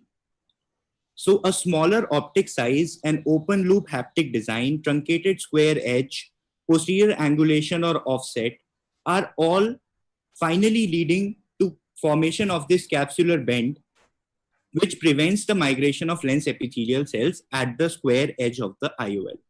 Hydrophobic material, ozonation, etc. are other adjuncts. But structurally, this is the main cornerstone. And we all know the treatment. If it does happen, which it does in some cases, then to glistening. Glistening is caused by water vapor condensing in the micro voids of the hydrophobic material, and it forms tiny vacuoles. The interface of the IOL material and these water vacuoles causes scattering. Now, this occurs due to a problem in the curing process of the cast molded IOLs. The main feature that defines whether a material will get glistening or not is the EWC, which is the equilibrium water content. Now, if you see, traditionally, Acrisoft IOLs were the main material which caused glistening, and it was a complication which was unique to it because they had a very, very low EWC, which was less than 0.5%. Over time, they have improved their EWC, and now the Clarion has a considerably better water content, but more hygroscopic materials are already available and they have been mastered in the Technis, Ray 1 and few Indian brands as well, which have started manufacturing cast molded lenses with better EWC. Now, it's a common belief that small amount of glistening grades 1, 2, 3 don't cause any diminution of vision, and there is enough literature on that. But the point is that they don't cause a decrease in the Snellen visual acuity. But if you look at a patient with such less glistening, which is grade 1 or 2, as in these clinical pictures, and you take their eye trace, you see that there is a sharp fall in the higher order frequencies in the MTF. So at 20-25 cycles per degree, there is a steep fall in the MTF curve, which means that they have poor contrast at higher spatial frequencies. So their visual acuity may not be affected, but their contrast and quality of vision definitely is. And for such amount of glistening, which occurs in a lot of lenses with Acrysoft, you would not do an IOL exchange. So the patient is going to live with this diminished quality of vision. So that is why it is an important aspect to keep in mind. Coming to negative dysphotopsia, this peripheral dark shadow is a common cause of dissatisfied pseudophakics. It occurs in up to 15 to 20% patients, and it is persistent in up to 3% patients. Now, it has been traditionally grossly underdiagnosed because it has been ignored by the clinicians for lack of a definitive solution for it. So when you suspect it, you will start to find it in your practice. And treatment and counseling is now easy with the ND ring, which is a new device that is highly efficacious in managing negative dysphotopsia. So we did a study in collaboration with IIT New Delhi, where we concluded that the square edge of the IOL casts a shadow in the nasal periphery of the retina that causes negative dysphotopsia. It is perceived as negative dysphotopsia. In an attempt to find a solution, we modeled a sulcus implant which was ring-shaped and analyzed it to change the behavior of those temporal peripheral rays as they fall on the nasal periphery. When it worked in the simulations, we went ahead to manufacturing a prototype. This is the surgical technique for implanting this ring. You need a side port incision and a 2.2 mm main port incision. You can use the same incision as the phaco wound. Access to the sulcus is opened by injecting OVD, and this ring is placed in the cartridge and folded upon itself like a taco. Then it's injected and allowed to open in the AC. Once it's injected into the AC, it begins to unfold in about 15 to 20 seconds.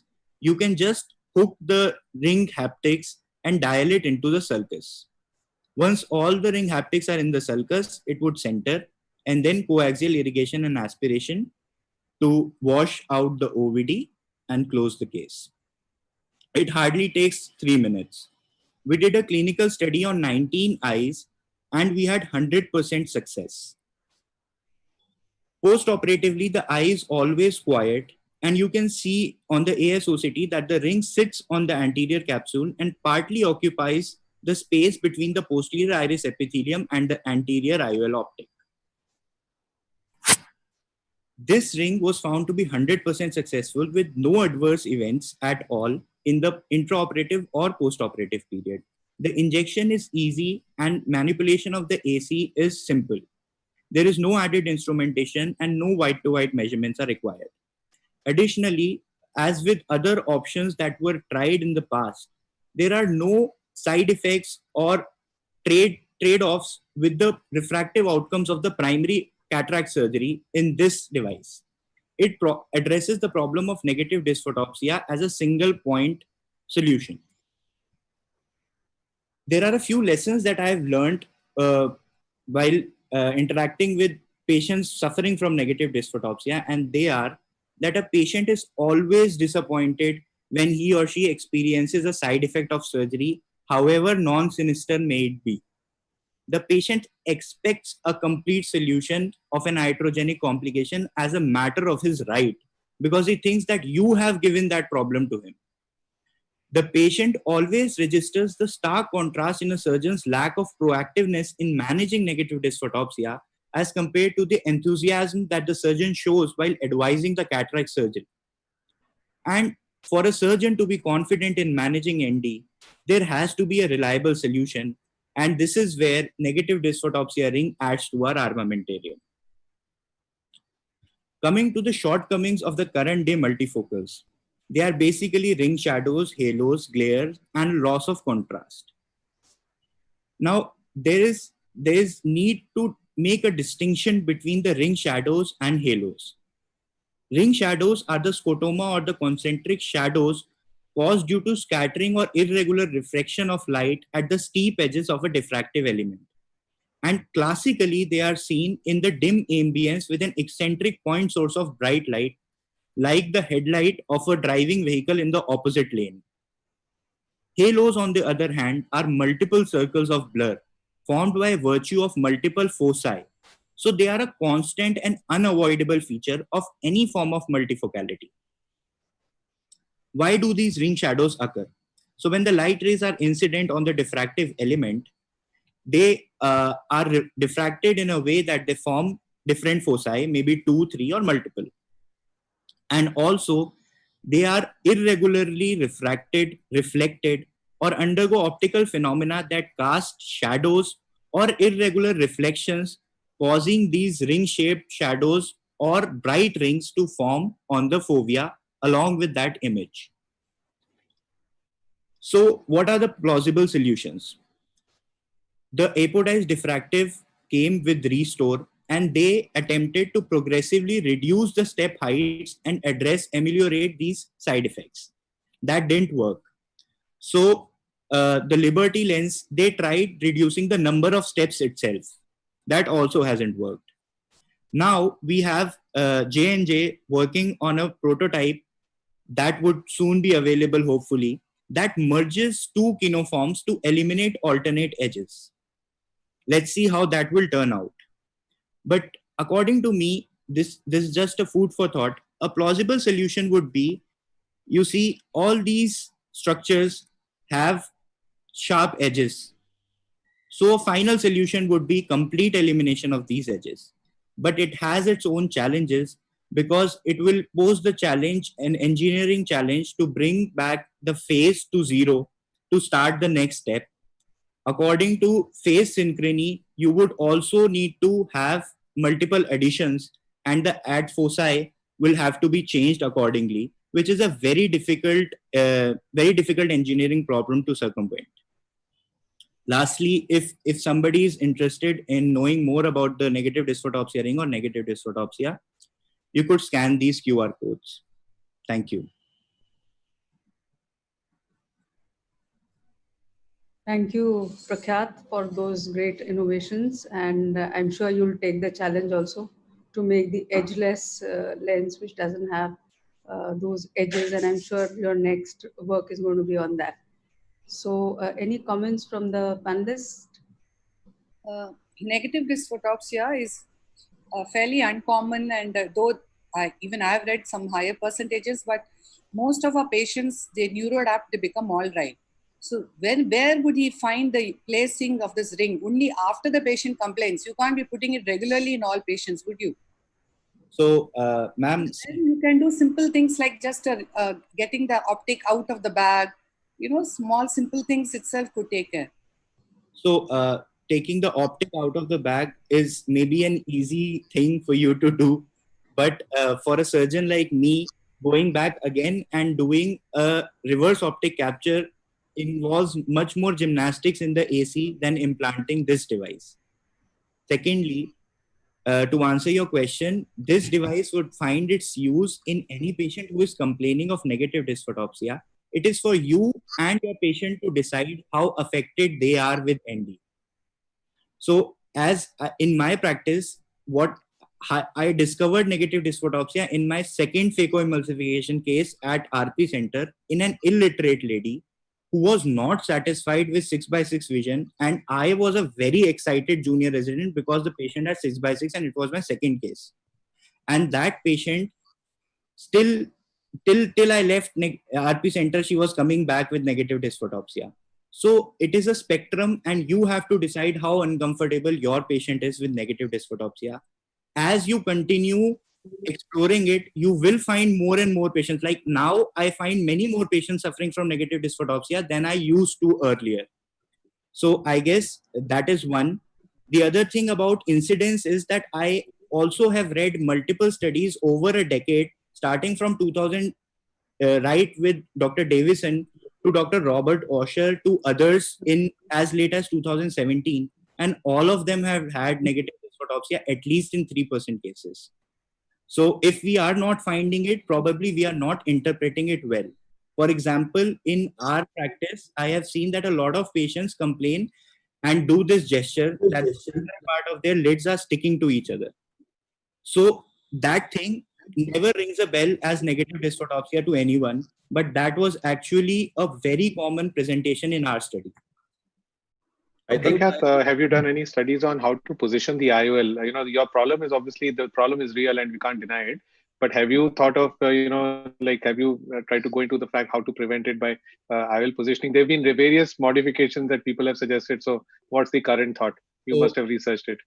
So as far as literature goes, there are mixed reviews. There was a group that came out with a study that placing the IOL in the inferonasal or the superonasal quadrant would decrease negative dysphotopsia, and they gave good results.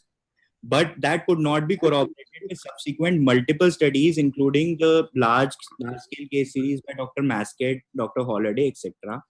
In our experience, these 19 cases, we positioned the haptics alternately in the vertical axis and the superonasal.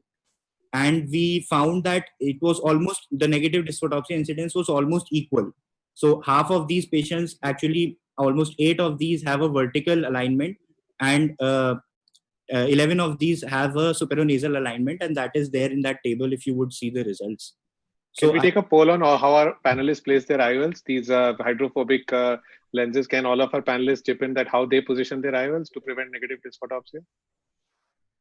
Starting with Dr. Ramamurthy, sir. I position at 0-180 degrees, and it's supposed to help in reducing, unlike what Prakyat said. Just to add on a comment, I think what Indy Ring, it's an excellent innovation that he has come up with. And definitely it's a problem that we often face. And in a couple of cases where he had excellent visual outcome with a toric lens, obviously I could not bring it out of the capsule. I placed a sulcoflex lens. And you know, the square edge of the lens is supposed to be what is causing this negative dysphotopsia. When you put a round optic over it, then the dysphotopsia goes away. Obviously, the central optic does not have a function. So just having a round ring, which is going to cover up the square edge and taking care of the dysphotopsia, I think the ingenious device, and the fact that it's going to be cheap and very easily implantable. Now that we have a solution, we'll notice that we have more of this problem, and I'm sure that we'll be using it more often. I think hats off to him.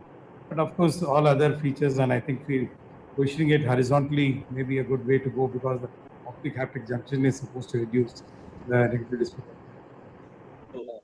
Gaurav, I'll just want to chip in here is that as Prakyat has rightly said, it is actually patient dependent. And we do get a lot of patients as so actually we doing the lubricants, but this is actually dysphotopsia which is there. And when you have negative dysphotopsia which is there, Dr. Rami, can you mute your I think there's a background disturbance, so yeah. So the negative dysphotopsia, if the patient has not settled down, I agree with what Dr. Chitra has said, there is neuroadaptation, but if the patient still does not settle down after a couple of months, then I think this is a great way to go about it. The other important thing which none of us actually discusses is the glistening. And I still remember way back in 1996 when I wrote my book on phacoemulsification, it had a picture of glistening, and this has been reporting since obviously 1994, 95, 96, and invariably you see lots and lots of patients who have this material of lens which has glistening. But actually the power of the company was so strong at that particular time that a silicon and acrylic material was the discussion and it was bad mouthing of a silicone lens. Obviously, acrylic was better, but unfortunately, still in India, we still have the same material that is being commercially produced and is being commercially sold. I never ever put Acrisoft lens in any of my VIP patients. Till date, I have not, because if you closely go back and see all your lenses which are there, you will find this glistening. And it has been the FDA of Canada has issued a strong warning on it. Unfortunately, this is something that we have brushed under the carpet, and Prakhyat has very elegantly shown as to why you have glistening in that material. Still now in India, this lens is made of that and not of the new material. Obviously, the need for a new material was because this material was giving a lot of glistening. And mind you, ever since you just go back and see that all your lenses, as compared whether you're looking at a Bausch and Lomb lens or a Tecnis lens, etc., they will never show you this glistening as much as you see in this particular material. So I think we should not gloss over it. This is unfortunate that none of us have raised our voice against such a huge amount of glistenings that you do. Obviously, people will come around and say that it is not for real, it is not there. But if you want, I can get you pictures of every lens that I see which is more than 3 years old. There will be some amount of glistening that will be there in this material. You're absolutely right, Maipal sir. In fact, it is a real problem. But what I'm surprised about is that we have Alcon internationally has switched over to the other material, but in India we still continue to get, which is unfortunate, and I think should be addressed urgently. Naren, you wanted to make a point? Yes, ma'am. So actually, first of all, wonderful innovation. I mean, really appreciate it. It's very simple. I mean, if it comes out cheap and then you can just implant it. We have to remember, usually, if at all we do try to do something for this negative photopsia, is when the neuroadaptation fails. So when the neuroadaptation fails, then you're already facing, I mean, you're facing with a lot of fibrosis, phimosis, and so many other factors also.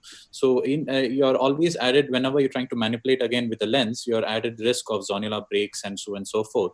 And plus, if you do position the lens a little differently than what it is placing, then again you're in some amount of spherical error you'll have post surgery, which again the patient will complain, because he would have nagged for so many months, and then he has some amount of spherical power, then he will nag about that and forget about the negative disorder. So I think this is a good solution. I believe it's a simple thing which you can just add it to the patient. The only thing is we need to just closely watch on the pigment dispersion, and there shouldn't be any kind of a pigment dispersion after the implantation. I would only suggest that. What is the material? Sir, it's a hybrid hydrophilic acrylic material, which is being used in all phakic IOLs. So the problem of it rubbing on the iris epithelium and causing pigment dispersion does not arise. The other thing is that this implant is much less bulky, so it does not even come in contact with the iris epithelium. Should it do such in maybe a hyperope patient who has a small anterior segment, even then it is compatible to be placed in the sulcus and rub on the iris epithelium. Another quick point about... Do you need those haptics in that? If it was a larger ring and it could just be placed over there to... That will become more bulky, Ram. No, just asking because... actually, the ring has a purpose. The ring has two edges. Those edges are made concave in such a way that the rays that come from the temporal periphery are distributed on a wide fan kind of a distribution onto the nasal retina, so that the illumination in the nasal periphery is more even. That is why this is efficacious. For example, the Sulcoflex addresses the problem of negative dysphotopsia in about 50% of the patients in which it is implanted. And that it does by acting like a mechanical spacer. This device is not a mechanical spacer. It is a refractive device. And that ring, sir, is placed over the 5.5 to 6.5 mm dia range to address those light rays and refract them so that they can be distributed in the nasal periphery. One quick point about neuroadaptation. What I have seen is that it is not neuroadaptation, but visual ignorance. You see, a 50-year-old person, when he gets diplopia and an acute nerve palsy, he will have diplopia. 6 months later, the nerve palsy may persist, but he will stop complaining of diplopia. That doesn't mean that the diplopia has gone away. That means he has begun to ignore it. Another thing is Another thing is that the common solution, the refractive solution that happens naturally to negative dysphotopsia happens over 2 to 3 months. And that is because the equator region of the capsule, the bow area, that opacifies. So it kind of becomes like a frosted glass. So the sharp rays that were refracting inwards now get diffused by that diffuser and distribute on the nasal periphery, and that resolves negative dysphotopsia in a good number of patients. But as far as the neuroadaptation is concerned, that is visual ignorance, and in a lot of patients, they actually stop complaining it to their physicians, but they are actually suffering from it because they are also fed up of the surgeon saying continuously, "Ki theek ho jayega." All you young Turks will realize over time that this visual ignorance is your greatest friend as you continue to practice. That is rightly said, sir. So one quick comment, Gaurav, if I can make. Sure. So Prakyat, excellent innovation, and I wish you all the best in all your further innovations. I think we definitely need to look into a longer presentation by you with the mechanics that you have worked on. But I was very interested to see those notches that you put in the haptics. I think they are supposed to accommodate into the sulcus, which are different for different people. That is what I thought. And number two is I saw a little collar stud design. So that is the design you were speaking of between for the refraction of the rays, so that the negative dysphotopsia is obliterated. I don't know if I'm correct there. Both the points are absolutely correct. Your observations are absolutely spot on. You understood it well, Partha. No wonder he's the chairman scientific committee. That's why he's the chairman. So thanks. I have to congratulate Prakyat for winning the apple tree. So we spotted him there at ARC at the apple tree. So Chitra, if you're listening there, so this is another guy who is going to take academic and research committee a long way. So all the best. So Namrata, I need to ask you a question. Should I be more proud of you being my student, or should you be more proud of Prakyat being your student? That's a very tricky question, sir. But I think we both can be equally proud of our students. Thank you so Thanks, much. sir. And thank you, Prakyat, for a wonderful talk and for that innovative device. I just would like to acknowledge that I put my first ever intraocular lens. Dr. Mahipal sir made me put it as a postgraduate student when I was a second-year student. So thank you so much, sir. Wow. One thing here, tremendous. you did not acknowledge me as your student, sir, for LASIK. I have too many students, huh? Two of them. Yes. One secretary, one chairman scientific committee. Good. Wow. True president, So wonderful. Going on, sir, I think, I have the privilege of introducing our next bright young speaker, Dr. Shreyas Ramamurthy, who's a fellow in cornea from LV Prasad Eye Institute and has been in practice for a few years now and has done extremely well. I enjoy watching his videos on corneal transplants and lots of innovative stuff that he does. But today he's speaking to us on personalized visual correction with presbyopia-correcting IOLs. So let's hear it from Shreyas. Thank you so much, sir, for the kind introduction. And I thank Professor Dami and everyone at IRSI for inviting me here. Just before I begin my talk, I'd just like to say that I'd really like to congratulate Prakyat on a wonderful talk. And for me personally, this is perhaps my favorite talk which I've heard in the last 3 months, ever since all the webinars started after COVID lockdown. And it was truly a pleasure listening to you. So today I've been given the task of talking on personalized vision with presbyopia-correcting IOLs. Now, the very reason for this is because the demands of the modern day patients can be quite different and varied from individual to individual, where they want to do near activities, intermediate activities, and perhaps great outdoor activities, all with the same consummate ease which they were doing before they developed their cataracts. Now, we have multiple options with us today, which we can choose from. We have our regular bifocal diffractive lenses. Among the multifocals, we have the low and high ad lenses. We have the EDOF lenses, and of course, the most recently, the trifocal lenses with their toric variants as well. Now, the reason we are discussing between choosing these various options is primarily also because the trade-off that we have with the presbyopia-correcting IOLs, which to some extent Prakyat also spoke about, wherein when you're choosing one technology from the other, you're either compromising on visual quality or the range of vision or the amount of dysphotopsia that the patient may be facing. So it's really our duty nowadays to tailor-make the options that we have between the choice of the patients itself. So let's quickly run through the options and what we have today and how we can use them.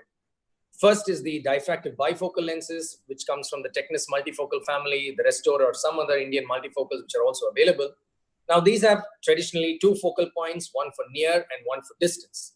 Now, while they provided good near and far visual acuity, the intermediate visual acuity, which we use quite often nowadays with greater dependence on our electronic devices, continued to remain poor. Then came the idea of using a blended vision option, where you could use a low ad lens in the dominant eye, which helped you with a slightly better distance and intermediate vision, and then the high ad in the non-dominant eye, which helped you with sharp near vision. Let's talk about this a little later in the subsequent slides. Then came the advent of the EDOF lens, the Symphony lens, where with its unique echelon design gave rise to this elongated focus, which gave rise to what is now being called as the continuous range of vision. Now, frankly, not all of us have completely understood how this design actually works and how it continues to provide this elongated focus of vision. But one thing which we have seen both in published literature as well as in our own clinical experience is that it is probably the multifocal which comes closest to giving a good contrast sensitivity vision and MTF scores as close as possible to that of a monofocal lens. Definitely not reaching that of a monofocal lens, but trying to attempt to come as close as possible to that of a monofocal lens. In our own experience in a study already published, we found that the photic phenomena, be it halos, glare, or starbursts, were all extremely low with this Symphony lens. Looking at the defocus curves itself, in the traditional bifocal diffractive lenses, where you had two peaks, one for distance and one for near vision, and depending on the ad power, whether it was 2.75, 3.25, or 4 diopters, you had peaks at different distances of 50, 42, and 33 centimeters, which could be tailor-made according to the height, the arm length, and the normal lifestyle of a particular patient. The advantage which Symphony gave was the fact that it delivered a slightly continuous full range of vision, and therefore it gave you this additional 1 diopter of advantage in the defocus curve, giving rise to this gradual slope, which now we are calling as a continuous range of vision within that particular dioptric power. So the EDOF lenses, while they gave excellent distance and intermediate vision, we have to admit that the near vision itself was unsatisfactory. And therefore, nowadays it's become a standard practice to resort to micromonovision in all our cases with EDOF lenses. The advantage being the slightly lower photic phenomena with the Symphony lenses and the good contrast sensitivity which it provides. So I'll just run through a couple of quick examples. This is a patient typically with a first eye with a Symphony IOL, where he has a 6.6 foot distance, but requires a low ad power for him to be comfortable for near. So more often than not, we went ahead with patients with this micromonovision, and they did more or less, they did quite well, where we went on to target a -0.5 or 0.75 diopter sphere. But then again, there were a small subset of patients, even after the Symphony IOL implantation, where they were quite unhappy for near and required a slightly higher ad for their near reading. And these were some patients where we started implanting a higher ad multifocal, a traditional diffractive bifocal multifocal of a higher ad of +4 diopter or 3.25 diopter in the other eye to give them better near reading vision. So this gave rise to the question whether you would want to use an EDOF with a higher ad multifocal or use a low and high ad multifocal like we discussed earlier in the standard original blended vision.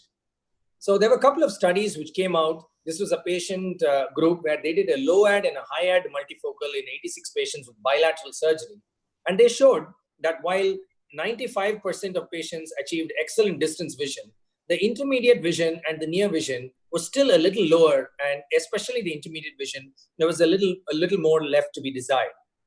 This is a subsequent study where they implanted a Technis Symphony in one eye and a higher ad multifocal in the opposite eye. And the results of this was far more encouraging. While it maintained the distance visual acuity of 20/20, the percentage of patients which achieved very good intermediate, acceptable intermediate vision was much higher than the group where you had the blended vision with the low and higher ad multifocals. Then came the trifocals, which went on to say, which gives us excellent near, intermediate, and distance vision. The photic phenomena in already published literature in meta-analysis is comparable to that of diffractive bifocal multifocal IOLs. So then now comes the question whether to use a bilateral trifocal IOL or to use an EDOF with a monovision. So we try to address this in a quick study. I will not go into the greater details of the study, but we did this in about 64 eyes. And we saw that in uncorrected near visual acuity, the trifocal lens definitely performed better and was significantly better than the group which had Symphony with micromonovision.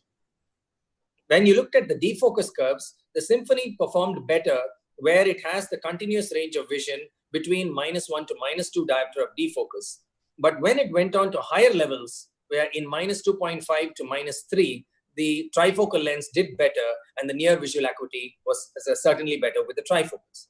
But then there was a trade-off. When it came to photic phenomena, whether it was the amount of glare or the amount of halos, they were significantly higher in the trifocal group as compared to the Symphony group. I'll just leave with this one more example, which gives us the importance of looking at the astigmatism itself. Now, this was a patient who had a fairly low degree of astigmatism on the anterior cornea, which is probably missed in this initial examination. In the postoperative period, this was a patient, he was quite unhappy, not a very high residual error, but his unaided visual acuity was only 618.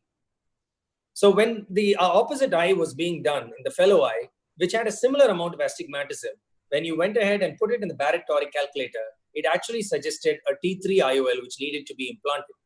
So even with patients with just 0.75 or 0.8 diopters of astigmatism on the anterior cornea, if you're not using the IOL Master 700, please run all these patients through the Barrett toric calculator and ensure you're addressing even the smallest amount of astigmatism when it comes to trifocal and multifocal IOLs. And sure enough, after implantation with the multifocal toric IOL in the fellow eye, the patient was extremely happy. Again, with the rule astigmatism, as we all know, we have a much greater leeway, and a patient with a similar amount of astigmatism of with the rule, the Barrett toric calculator suggests a non-toric model. So just to the take-home points, it's important that with the wide array of lenses available for us today, we need to customize the choice of multifocal IOLs for the needs of the patient. For patients who are keen on excellent near vision, we could use a mix and match of an EDOF lens in one eye and a high-ad diffractive bifocal in the other eye, or use bilateral trifocals. For patients with a greater emphasis on quality of vision, who are more scared of the amount of photic phenomena, possibly EDOF with micromonovision would be a better option. And again, always address the amount of astigmatism, however small you may feel it may be. Please run them through the Barrett toric calculator and use the toric multifocal IOLs wherever necessary. Thank you so much for your kind attention. Thanks, Shreyas, for that wonderful presentation. You really made it so simple. You know, it was a big subject which required a lot of things to be covered, and you made a very nice summary of all the things that matter, and especially how to mix and match and how to, you know, look after the patient's needs, and a nice study to compare the trifocals. I'll request Dr. Dhami, sir, who has enough experience with all these lenses and has a huge multifocal practice on, you know, if you would like to comment on, you know, especially the role of astigmatism management, which Shreyas stressed upon towards the end for multifocal IOLs. Yes, excellent presentation. And you virtually made it so simple to conclude and decide what to do and what not to do, even and how to mix and match, and especially the astigmatism. Really, the IOL Master 700 has put up many things very simple as regards calculation, astigmatism, and accuracy of the and the predictability of the results with Barrett K formula, and the total K being taken into consideration. Thank you, Shreyas. That's an excellent presentation. Thank you. Thanks, Dr. Dhami, sir. Shreyas, I would like to ask you that you, of course, you know, the IOL Master 700 has a good role to play, but on the LensStar and the other devices where you don't have the option of doing the total K, you know, are we still lagging? I mean, you know, I have had mixed reports about the utility of the, you know, total K, and you know, frankly, some people say that whether they actually use it to the fullest extent or depend upon it completely or not is something that I would like to know from those of you who use it. I personally don't use it. Having we've been using this TK for almost a year now, sir, and we've been seeing excellent results. And more the body of literature is also growing, where it's not just in the regular cases, but also in post-LVC as well. It is not just the Barrett TK, but even with the Haigis formula, the Haigis TK is also giving better results than the regular Haigis L and the Barrett True K which we're using. They've also come with the True K toric formulae as well, and they're giving extremely impressive results with patients who require toric IOLs, also who have undergone LASIK surgery before.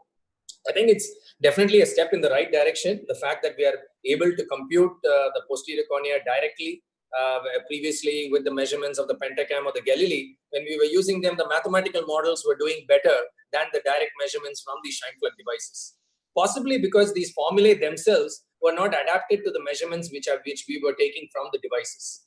Whereas here, the formulae are adapted to the TK measurements which we are taking. Importantly, the TK is being measured in the same zone where we are measuring the keratometry of the anterior cornea itself. So scientifically, I mean, it makes sense, and we are seeing better results as well. So for a virgin eye, if the two were showing vast difference between the True K and the Total K and the regular Ks, would you close your eyes and go with the Total K, or would you still think twice before doing it?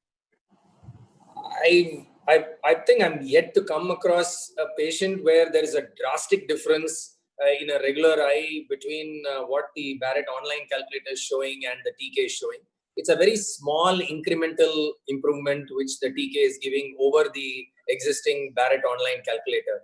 And I don't think that is probably, it will shift you from using a T2 to a T3 and very marginal difference in the astigmatism. But I don't think it has caused a major problem as of yet in any of the cases which I've come across. So I think Naren wants to chip in with a quick comment. Yes, sir. Wonderful presentation, Shreyas. And just a small comment on the TK thing. I think, see, TK will really shine, especially in these abnormal eyes, which will be very, very few numbers. So that is why, majority of the surgeons or majority of the cases, you won't find much of a difference. It's only in these very abnormal eyes, you will find the difference, especially when you look at the Barrett's formula and the normal Barrett's formula and the TK formula. You can only find the difference because this is an actual calculation of the posterior cornea, and here it's a mathematical prediction of what it could be. So, I mean, in these like keratoconus and some very abnormal cases, this is a little China. And the other comment about EDOF lenses, definitely it's a little more forgiving than the regular trifocal lenses because especially when you go in angle alpha, when you're in the borderline, let's say 0.4 to 0.6, and now you don't know what to do. And these guys, I mean, at this time, EDOF lenses really shine more than the trifocal there because they're a little more forgiving. Even in these, if you have irregular astigmatism, when in the borderline like 0.575 or something like that, and now you don't know what to do for these kind of patients, EDOF would be the better option than going for a trifocal, because you'll end up with trouble if you go if you push yourself for a trifocal, you will end up with trouble in these kind of cases. Just to add a corollary on the irregular corneas, the same published literature which says and when he went on to a toric panoptics, that residual refractive error was not there and the patient was much happier. In India, unfortunately, we are not doing aggressively a brush-up surgery for the residual refractive error.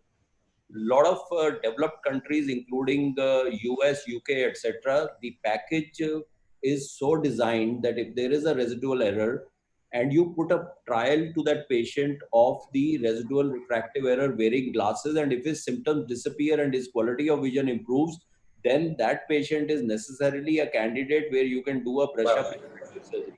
So if we become a little more aggressive in India to do this brush-up refractive surgery, a lot of these surprises, little surprises that we have in trifocal can go, and the patient acceptability and happiness level will go up. Very useful points, Dr. Mahipal sir. I think Dr. Ramamurthy wants to say something first. Oh, just a comment in the sense that accuracy of biometry can be achieved using multiple different devices and formulae. And as was mentioned, it's not necessary that you need an optical biometer. Once we got this TK upgrade, it was not just the accuracy, our very flow of patients changed. Once the patient was identified to have cataract, the first thing he underwent was a biometry, because even before meeting the counselor, and they could interpret simply as to who was the patients who needs torics. So instead of advising them multifocals and subsequently finding out that they have a significant cylinder, against the rule and with the rule, astigmatism are completely two different animals. And even a non-doctor can, and a good optometrist is trained optometrist, can identify this patient needs a toric multifocal or a toric monofocal. And our entire counseling pattern has changed because of this. And I find that our incidence of using both torics, monofocals as well as multifocal has significantly gone up because we want more satisfied patients once we had this. And the second point I want to make is that, initially I used to think that when you're putting multifocals, it should be the same pattern of lenses, diffractive multifocal of +4 or +3 or whatever in both the eyes. But today I believe the first eye surgery, waiting for the patient's visual outcomes, not what your optometrist records in the chart, but his experience, his or her experience, helps to guide you as to what implant you are going to put in the second eye. And bilaterally implanting, mixing and matching, it's limited only by the surgeon's imagination and understanding. You're very often able to uh, hit the target so that you have satisfied patients. And of course, wherever there's significant residual error, doing a touch-up laser correction is another very important tool that we have. All excellent points, Ramamurthy sir. And I think we've had enough discussion, but I have a quick question for Shreyas. We did not talk at all. You had a wonderful talk. We didn't talk at all about something like an eye trace kind of a device, which can be done pre-op. For how often do you use that, and do you think that is it really useful to do abrometry and separating out the corneal from the internal aberrations and planning for before a patient goes in for a multifocal kind of a lens? We do it, sir. I mean, our eye trace is part of our regular preoperative investigations, which we do for these premium intraocular lens patients. Having said that, are we in a position today to say that this amount of coma or this amount of corneal aberrations, it'll be an absolute no for multifocal IOLs? No, I think we are slightly pushing the boundaries. And as Naren was also saying, Symphony is probably a little more forgiving in these patients. We have a few patients who've undergone prior LASIK who were traditionally not considered as candidates for multifocal IOLs, but who have been implanted with Symphony IOLs and they're doing quite well. While we do measure these eye trace, I don't necessarily see, even in the study which I quoted, the comparison between Panoptics and Symphony, where we did MTF scores and everything on the eye trace, the patient satisfaction score and the MTF scores not necessarily match. And while we do measure something, I think it's the patient's acceptance of their vision in the first eye which guides us the surgery for the second eye, rather than the MTF scores which we get on our eye trace. Thanks, Shreyas. I'll pass on to Dr. Namrata to take it forward, please. Thank you, sir. After this excellent talk by Shreyas, our next speaker is Dr. Shail Vasavada from Raghudeep Eye Hospital, a very modest young surgeon. He has numerous, he's not even allowing me to, introduce. He has numerous international awards to his credit. No, it's perfectly all right, Shail. And he's an author of many path-breaking publications and research, which have been published and also have changed the way we do cataract surgery. So over to Shail. Thank you, ma'am, Thank you, ma'am, for the kind introduction, and thank you very much to IRSI and Dr. Dhami sir for this organizing this wonderful program. I'll be sharing some of the things that we have found useful in dealing with traumatic cataract, and like we know, we do have a variety of issues that we face with trauma. At the outset, I would like to acknowledge that we do receive research grant support from Alcon Laboratories. So I think the challenges that all of us face in a traumatic cataract, first is how clear is the cornea. Many times the cornea is mashed up, macerated with corneal sutures. What is a good time to operate? I think there is no fixed, demarcation. But as long as you can wait and let the eye cool down before you enter is always a good idea. It's important to assess pre-operatively the integrity of the anterior and posterior capsules by clinical examination, and as and when possible by UBM and other investigations. And also it's very, very important to rule out posterior segment involvement, not just foreign body, but also inflammation or endophthalmitis and so on. So this is a case of a 17-year-old male, a history of trauma with the right eye month ago, and a total cataract with a split anterior chamber. So if you can notice here, this is probably the sealed entry wound with some iris contact and synechia. The lens matter is already in the Shell, I don't know if I'm the only one who can't see your screen, but No, it's not visible, sir. Yeah, No, we so all I are think you'll have to wondering. share your screen again. Sorry. Yeah. We can We only all see are you. wondering whether we are the only ones, each one of us, who can't see. I'm sorry. Is it visible? Yes, now it's good. Yes. Thanks. Sorry. So this was this case with sealed corneal wound. You can see some peripheral synechia and lens matter in the chamber, and so obviously a capsule split or a capsule open capsule in this area. UBM gave us some solace. We did it in all the different quadrants, and we could find a well-defined posterior capsule in all the areas. So that gave us some solace that chances of things going miserably wrong are quite less. The first thing that you want to do is that you want to try and give some strength or give some sort of resemblance to an anterior capsulorhexis in whatever the intact capsule is. So this is the open area, and this is the intact capsule where we've tried to sort of create a semblance of some sort of a capsulorhexis. Once that is done, then we go ahead with lens removal and make sure here that your parameters are quite low. So depending on the depth of the chamber, use a low intraocular pressure or a low bottle height and a low flow rate. And always use the principles of closed chamber technique. It may take time, but it's important to make sure that things happen under your control. Now, once that is done, now the question is, you have an open anterior capsule on one side with iris synechia to the capsular bag. And the options, the simplest or the most tempting option is to go ahead with IOL in the bag, which is an excellent option. The second is you don't know how this IOL is, if you feel unsure how this IOL is going to stay in the bag, whether it's going to tilt, rub the iris, etc. Would you consider just placing straight ahead a sulcus IOL? It would not be possible to do an anterior optic capture in this case. Or think of something. Shell, can we stop for a moment? I am getting feedback from everyone that they can't see your screen. I can see it, but on Facebook Live, it's not visible. And also our admin is saying that he can't see the screen as well. So can we just share it again and ask the admin to confirm that your screen is visible? I could see it actually, but somehow everybody else. Me, I could see it. Yeah, even I could see it, but I checked on Facebook Live, it's not visible. And our admin also said that he can't see it. So admin, can you see the screen? Can you please tell us? Yeah, I've shared it again. So yeah, just hold on for a moment. Let's check if. Sure. So in fact, again, your screen is not visible on the live video. So I don't know. Can you use instead of using slideshow, can you go back to the normal thing and maybe it will become visible? Is it visible now? Dr. Hemlata, can you see it? Because she was also not able to see it. Dr. Hemlata, can you see the screen now?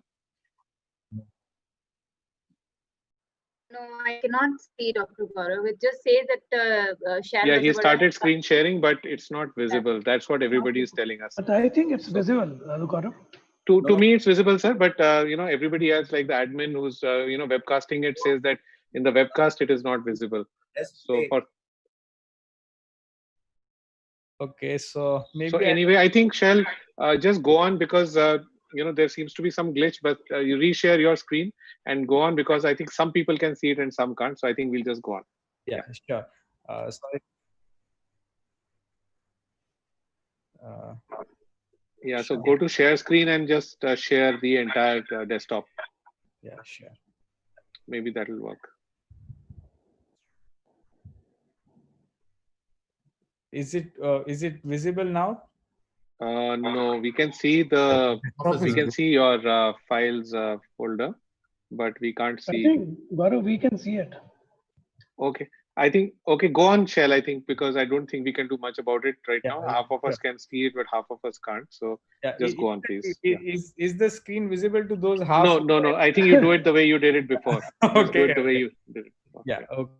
Okay, sir. Just a second. Just a second. Sure.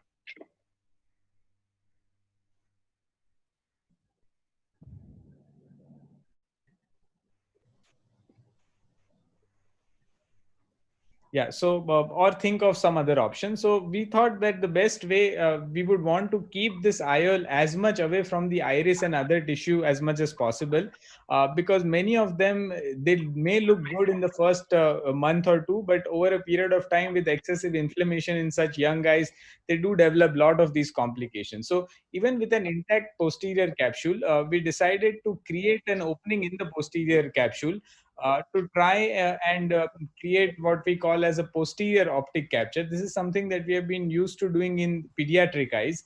And that's something that we decided that to give it a shot, particularly in these eyes with lot of chances of inflammation. And if you notice, the anterior capsule opening that I created is also quite small. So it was important to enlarge that as well. And therefore, now we have a good sized anterior as well as posterior capsulorhexis opening. Once that is done, the best IOL of choice in such a situation is a 3-piece IOL, because that's usually easiest to capture in such eyes. And try and place the haptics in the bag if possible. They may pop out, but the best part about this technique is that because your optic is going to be much far behind, so now the optic is in the bag and we are actually pushing or buttonholing the optic through the posterior capsulorhexis. And what you'll notice here is this kind of a dumbbell shape that has that you see here. That is a sign that the optic has been captured behind the posterior capsule. So this IOL is now going to stay much behind the iris, and chances of uveal irritation are much less. Always make sure that there is no vitreous disturbance throughout your procedure by injecting triamcinolone. And this is how the patient looks post-operatively, and this is at 3 months. So well-centered IOL. So the advantage is centration and much away from the posterior capsule. Because the optic is fused between the anterior and the posterior capsules, there is very little chance of movement of this IOL occurring in the post-operative period. It's going to be very stable IOL post-operatively. And also the other advantage is that there is no possibility of PC or visual axis of obscuration occurring in these eyes. Another similar case of a 7-year-old male with a history of a penetrating trauma 1 month back, corneal tear, repair done elsewhere, and this is how the eye looks at presentation. There is a lot of bulge of the iris in this area, corneal wound repair. Capsule seems to be torn almost in this entire 180-degree half. We did the UBM. Once again, it helped to reassure in all different quadrants that the posterior capsule seems to be intact. We can see the anterior synechia all around, and this bulge in the iris suggestive of the capsule being absent in this area and the lens matter pushing the iris forward. So the first thing in all of such eyes is to make sure that you get good visualization. So therefore, iris retractors are probably the choice in such eyes. It would probably not be possible to use ring devices in such eyes to dilate the pupil. Use a good quality cohesive viscoelastic in such eyes and not methyl cellulose, because retained methyl cellulose can also cause a lot of inflammation. We are trying to sort of cut the synechia of the capsule with the iris to create some sort of semblance of a capsulorhexis in the open area. And after having done a bimanual irrigation aspiration to remove the lens material, now we are able to see a little bit better. And what we find is that the anterior capsule is open only in this area. The entire rest of the area, the iris and the pigments have actually stuck to the anterior capsule. And it's you need incision rexis forceps to actually cut these incisions, and then we go ahead and convert this into a good anterior capsulorhexis first. So now we have a stable, strong anterior capsulorhexis with an open area in this entire zone, but the posterior capsule is intact. And again, having an open capsule in one area in such traumatized eyes, we thought it would be a good idea to push the lens behind the posterior capsule. So creating a nick in the posterior capsule and then converting that nick into a strong posterior capsulorhexis margin. So we have a strong anterior and a posterior capsulorhexis margin again. And you put a 3-piece IOL, first place the optic in the bag. And once that is done, you go ahead and push the optic, nudge the optic and buttonhole it through the posterior capsule. So that it remains stable and centered in the eye. So notice this dumbbelling of the posterior capsule. So this is the optic being pushed behind the posterior capsule. Difficult to see in this area because of the corneal wound. And this is how the patient looked 1 month after the cataract surgery. The sutures were removed at 3 months post-operatively. And these are some of other examples of such similar cases where we have performed traumatic optic capture. So I think our experiences in traumatic cataracts is that optic capture does help in intraoperatively capturing the IOL in stable in its stable central position. And we've this manuscript is now in peer review, where we have had 27 such eyes with intact posterior capsule, where we have created a posterior capsulorhexis and attempted optic capture, which was possible in 70% of eyes. So in most cases, you would be able to do that. And none of the eyes with optic capture had clinically significant decentration or excessive post-operative inflammation. So to conclude, I think optic capture, posterior optic capture in traumatic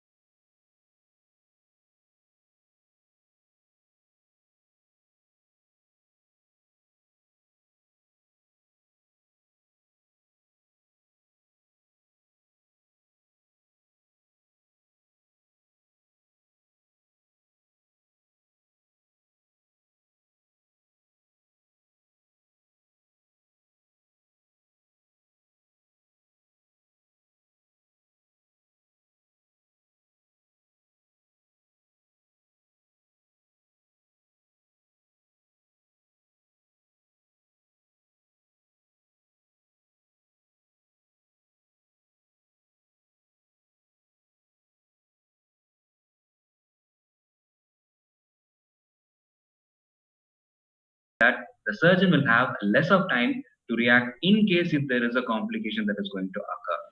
So we need to stay at a moderate aspiration flow rate. Vacuum.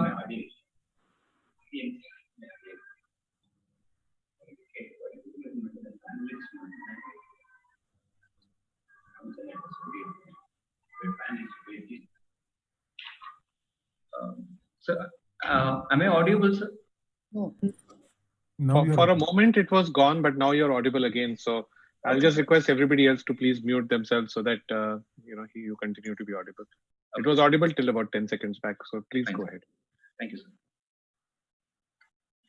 So the next pillar of the phagodynamics is a vacuum. Vacuum is basically the negative suction pressure that is created by the phaco machine pump.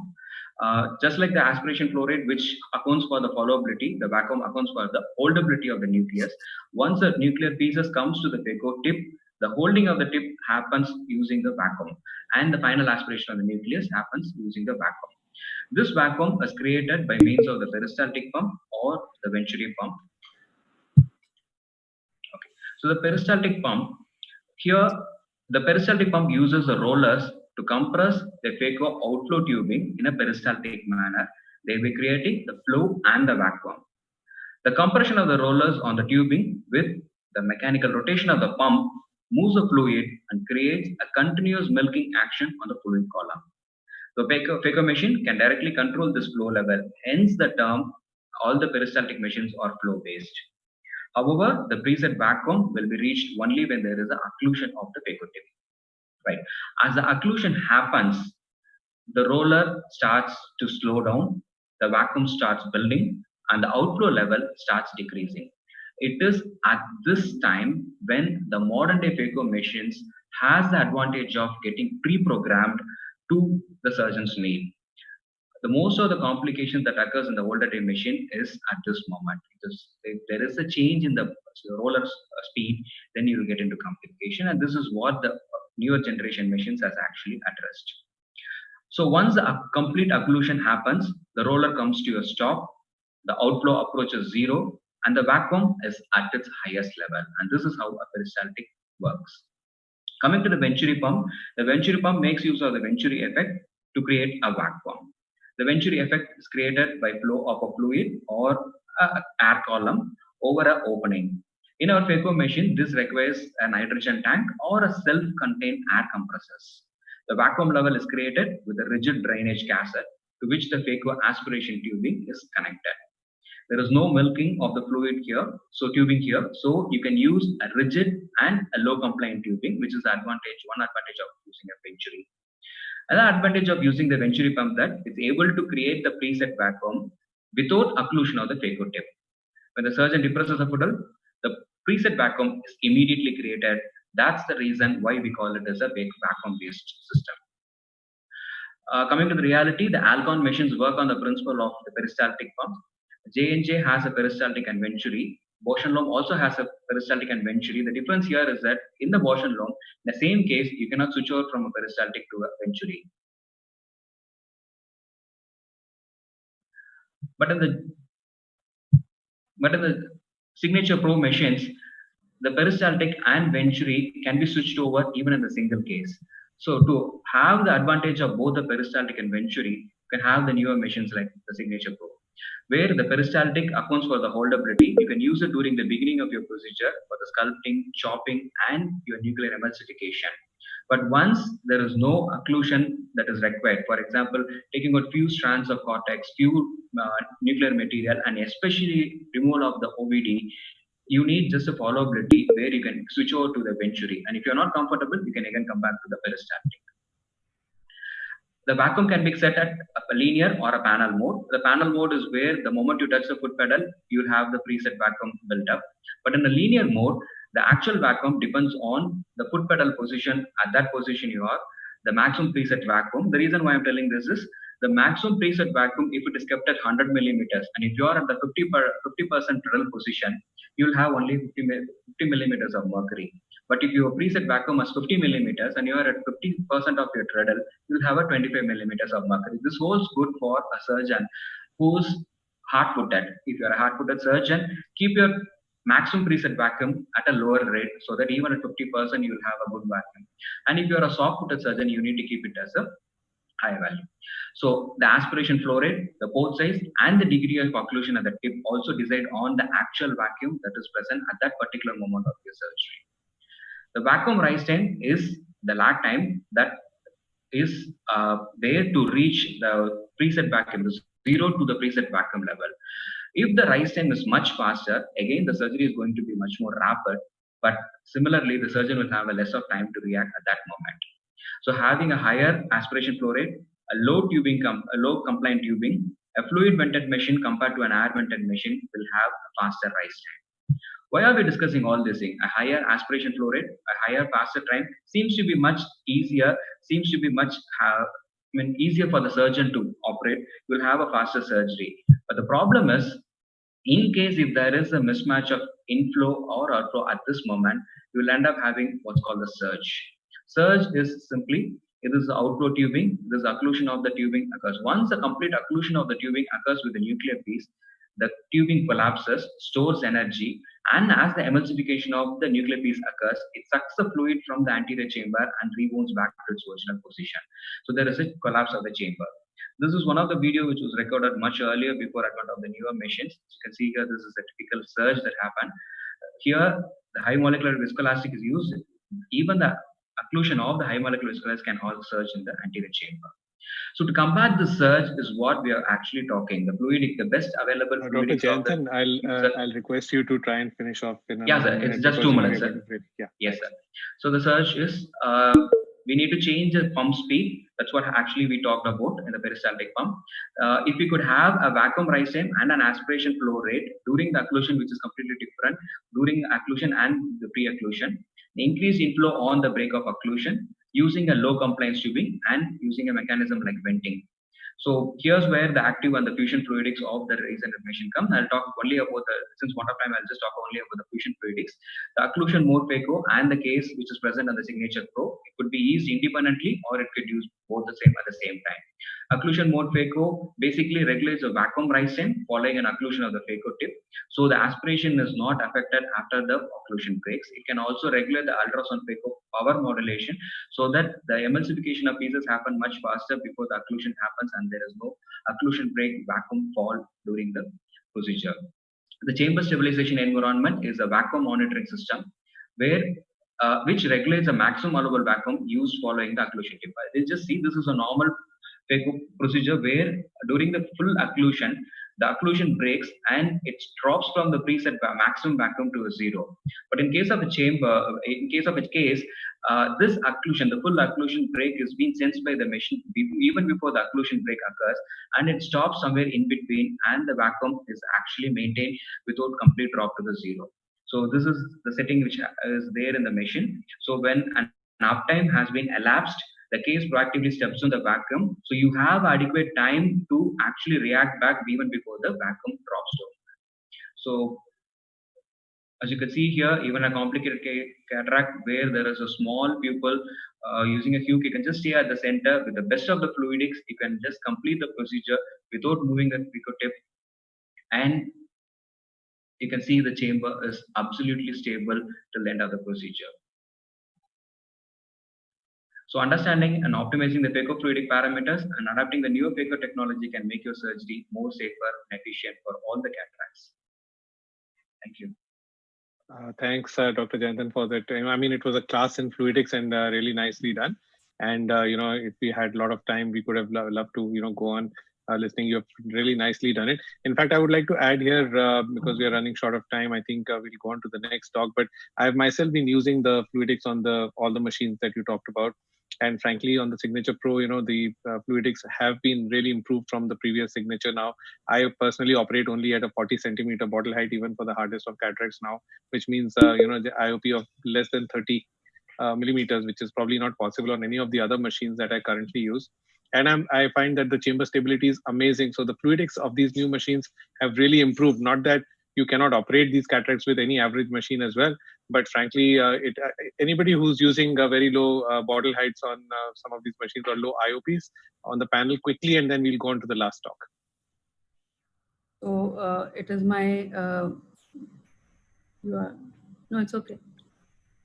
No, Should I? If anybody wants to say for a moment, and then we'll go on. Yes, Ramamurthy sir. Yes, I know Signature Pro is a great machine. I've also enjoyed operating on it, but also with the Centurion, we use a IOP of 20 or 30 also.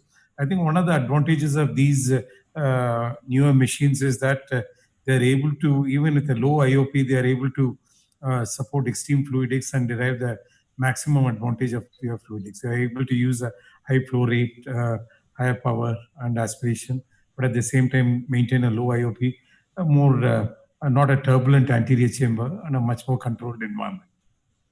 Especially in challenging cases, it becomes really good to have these options available. So I'll request Dr. Namrata to please invite our next speaker and. So it is my pleasure to invite the next speaker, the only young lady, presenter in this entire group, Dr. Hemlata Gupta. I've known her for many years, and she's a senior consultant at Center for Sight. She's a cataract and refractive surgeon. She's an international trainer for smile procedures, and she's done many life surgeries herself. And she has excellent surgical skills, and she's very modest. So her presentation is going to be on limited vitrectomy for subluxated cataract.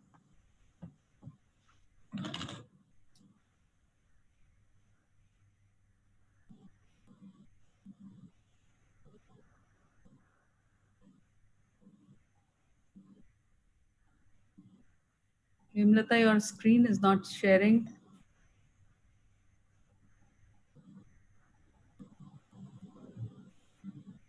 I'll again share, just a second. Yeah. Is it visible now? No. Is it visible now? Yes. Yes, it's visible now. Yeah. Thank you, Dr. Namrata, for the kind words, and thank you, Dr. Mahipal sir and IRSI for having me here. So I'll be talking about how limited pars plana vitrectomy is useful for the safe management of subluxated cataract. Subluxated cataract is a real surgical challenge because of the high incidence of complications associated with it. Aim of surgery in such cases is to preserve the capsular bag so as to minimize the vitreous loss, to be able to have the safe placement of the PCIOL, and to reduce the risk of complications like retinal detachment and glaucoma. So the first and the foremost challenge is the creation of an intact capsular axis, as the excessive lens mobility, lens tilt, displacement, and the presence of vitreous in the anterior chamber make the completion of the capsular axis really difficult. And if you have any discontinuity in the capsular rim, it's further in contraindication to the placement of capsular tension ring, which in turn compromises the placement of the PCIOL. Also, intraoperatively, there is continuous vitreous hydration we all have faced during phacoemulsification, which results from communication between the anterior chamber and vitreous cavity via the area of zonal deficiency. And that leads to further positive vitreous pressure and shallowing of the anterior chamber, making further surgical maneuvers difficult. So we try to overcome all these challenges by combining femtosecond laser-assisted cataract surgery with limited pars plana vitrectomy. So femto gave us perfect capsular axis, and pre-pigmentation minimized the stress on zonules. With limited pars plana vitrectomy, we are able to prevent the vitreous herniation that happens throughout the surgery, and it further deepens the anterior chamber, giving us better adequate working space. So I'll be demonstrating this technique in a 43-year-old male patient who was doctored by profession and had roadside accident, after which he developed post-traumatic subluxated cataract, or of almost grade 3 cataract was there, and there was 6 clock hours temporal subluxation.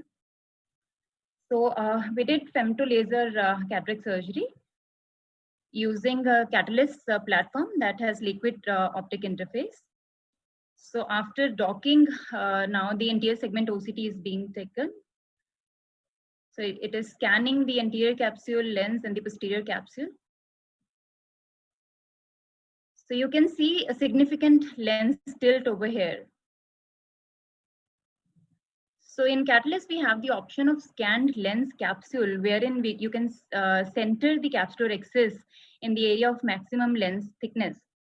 But because of lens tilt, sometimes this is not perfect. So we again have the option of custom centration, like we have done in this case. So you can center wherever you feel comfortable.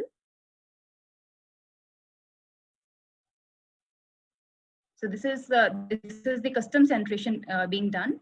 And after centration, we can adjust the size also, like we have done 4 millimeter capsulorhexis in this case.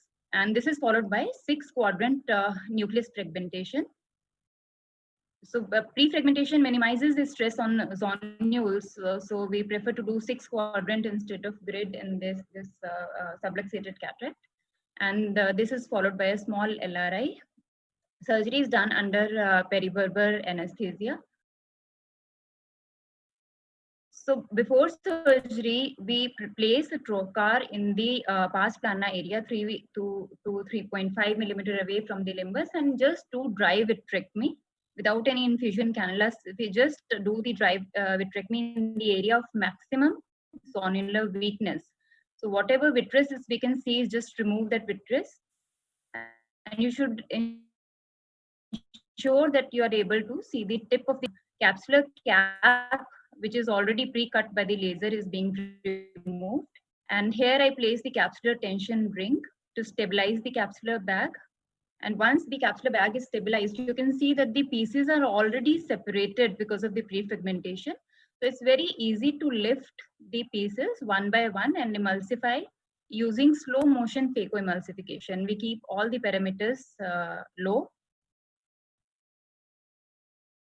and then slowly emulsify all the nuclear pieces. Here you can see how tremulous the bag is.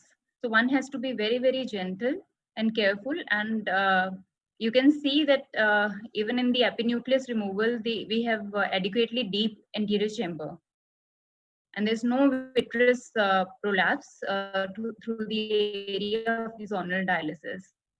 Cortical matter removal is a little, difficult in these cases because of the placement of the CTR. So here I take out the aspiration cannula, and after that deepen the anterior chamber with the viscoelastic material, and then we place the 3-piece IOL safely inside the capsular bag. So once that is done, whatever little bit of vitreous tags are there, we remove that using the posterior vitrectomy, just in the area of zonular dialysis. One should avoid doing over vitrectomy because that will lead to the shallowing of the AC and also hypotony, making your surgery more difficult. So here is still a vitreous tag is left. That is removed in the end by completing the posterior vitrectomy, and then in the end we just place the infusion cannula through the trocar and remove that vitreous tag by using anterior vitrectomy. So this is the post-operative day 1 picture of the patient. You can see how clear the cornea is with the best corrected vision of 6/9 on day 1 only. So the advantages of limited pars plana vitrectomy are it prevents the vitreous herniation into the anterior chamber and limits the extension of the zonal compromise, deepens the anterior chamber, giving us adequate working space, and allows safe phacoemulsification as well as safe placement of the fixation devices and PCIOL. So combining femto with limited pars plana vitrectomy definitely increases the safety of the surgery in these kind of subluxated cataracts. Thank you all.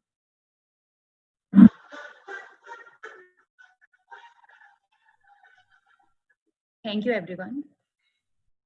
Thank you, Himlata. I think that was an excellent presentation and very good technique that you show. Other panelists would like to comment on it?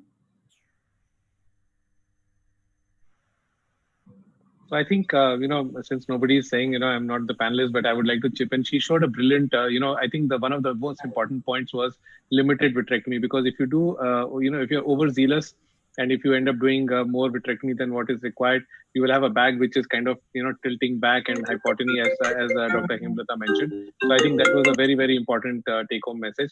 My only thought is that when you were, why did you choose to put a 3-piece lens? I would have put in a single-piece lens, which would be easy to negotiate into the bag. Especially, I would probably aim for, having the haptics kind of tucked in together so that, as they go in, then they can just, the IOL goes more easily into a subluxated. In a subluxated bag, if I'm not planning to put a lens in the sulcus, I would always choose a single piece lens that goes straight in the bag and then gently opens up because it's easy to negotiate. So that's one thought which I had. I think you want to answer, Hemlata? No, I would personally. The dialysis is less. Yeah. So Yes, basically, Dr. Gaurav, I think if the zonular dialysis is lesser in extent, okay. I think there is some audio issue. There's some voice problem, unless I was planning to do a glue dial or something, or I was expecting to do a, transscleral fixation, I would avoid putting this was pre-planned in this particular case because the amount of subluxation was significant and you get an extra support with the haptics that you have for the subluxation.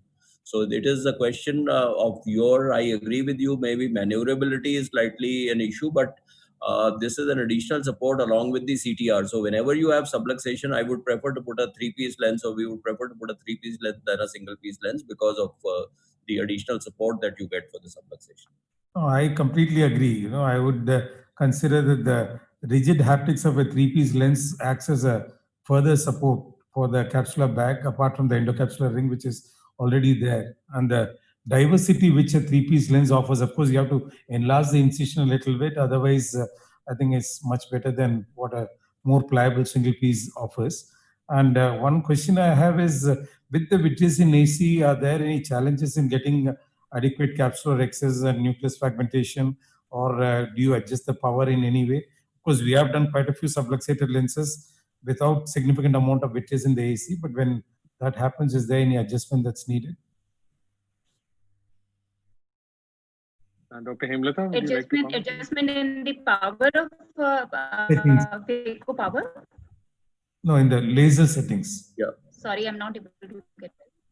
So basically, Ram, what you are saying is that essentially, yes, you can increase the power for the capsulotomy because it does make a little bit of a dampening of the power that you have. So from a 4 joules, microjoules or whatever, you can increase it to up to 8. So that's what was done for this particular case also, because I did the femto for this particular case. So that can cut through or go through the vitreous with ease. And the OCT gives you a good enough image as to whether there is vitreous coming forward or not, which you can also see on the slit lamp. So if you carefully saw the OCT of the catalyst, you could see that there's a small blob of vitreous that was coming. But in any case, the vitreous was slightly peripheral, so it didn't hamper with the capsulotomy. But yes, that is the biggest advantage, that even though you don't have a counter traction that is available in a subluxated cataract, there is no counter traction or traction that is required for doing a capsulotomy because it's just a cutting laser at that particular point. So yes, the energy levels can be increased from 4 to 6 to 8. Do you also change the offsets? Do you change the offsets for the rexus? I mean, the anterior and posterior offsets. Because it compensates for the tilt, Gaurav. So basically, the catalyst is a very robust system and it compensates for the tilt until, of course, the lens is almost pretty much hanging down or something like that, where you can't have it. But otherwise, for minor tilts or even, I would say, mild to moderate tilts, it will compensate for that. So that I agree, because on the Lensex, I used to change the offsets, but on the catalyst, I don't need to. In Lensex, you have to actually do the capsule and this thing. This is an automated system and it does that. The only thing that I would wish to say about the capsulotomy is that the centration of the capsule, when you're doing a custom, you can actually see the iris. It's only on the custom view that you can see the iris pretty well. So it should not cut that. And that is why when we did the scanned capsule, we had kept it at 4.5, but despite it being at 4.5, the center was encroaching onto the iris. So therefore, I didn't want to make the capsulotomy that small. So even though it was slightly eccentric, I prefer to go with a 4.9 because then the removal of the nucleus fragment becomes more difficult with a smaller capsular excess. So the advantage is that you can switch on the fly between a limbus centering, a pupil centering, or a capsule scanned capsule centering, or a customized custom capsulotomy. So that is the biggest advantage that you have with this system, and it's very fast that you can do that. Chitra wants to add something. Yeah. Chitra wants to, yeah. Chitra, yes, Chitra. What we really liked about this approach was there was vitreous cutting would have been less, So they could get it by doing a past plane approach, they could just place a CTR and deal with this case. Supposing a vitrectomy had done from an anterior approach, sometimes there is more vitreous which comes and the area of dialysis could have increased. You could have needed a CTS and all that. So that's something very nice about that approach. You know, I have seen Bob Sione. He was presenting in my course in the SCRS once, and he showed very nicely how you can actually, you know, if there's a vitreous bead which is encroaching onto the area where doing the rexus, you know, you can actually cleave the vitreous completely and, you know, section it using the femtosecond laser along with the rexus, so that, you know, that part of the, you know, it beautifully he showed with the Tramsolon that the peripheral part remains there and the central part, you know, is cleaved completely. I don't know if ever any of you have been able to achieve it. I've not had the opportunity to do it, but if any of you have. I'm not very sure, Gaurav, that would work, because the only thing is that the focusing is pretty accurate. It's focused at the capsule. It's not focused at the vitreous. He changed the offsets. He changed the anterior offsets to you get the capsulotomy. You change the offset, you can it can cut the vitreous for sure. Because there are studies which are going on to actually work on the retina with the femtosecond laser. So there are, it is being looked at as a very precise cutting tool even for the retina. So I'm sure that it can cut through the vitreous, but then you will have to focus at a particular point, and the focus obviously at the capsule, anterior capsule, would be lost. So I'm not very sure how you can. I've seen his videos and they're brilliant. And this was like almost 5-6 years back when we started doing femtos. Anyway, the issue is that, you know, it's really a sheet of vitreous, and cutting that, it's not the power of the laser, but visibility would be a factor. As to, especially, we know that the visibility is not as great as under the operating microscope to identify the entire sheet of vitreous which is popping out and cutting it. I've used both the Lensex as well as the Catalyst. I think all these machines are capable of creating a capsular axis exactly where it wants, unless, as was pointed out, the tilt is too much, because all of them have this dynamic contour tracking, because of which there's automatic compensation for the tilt.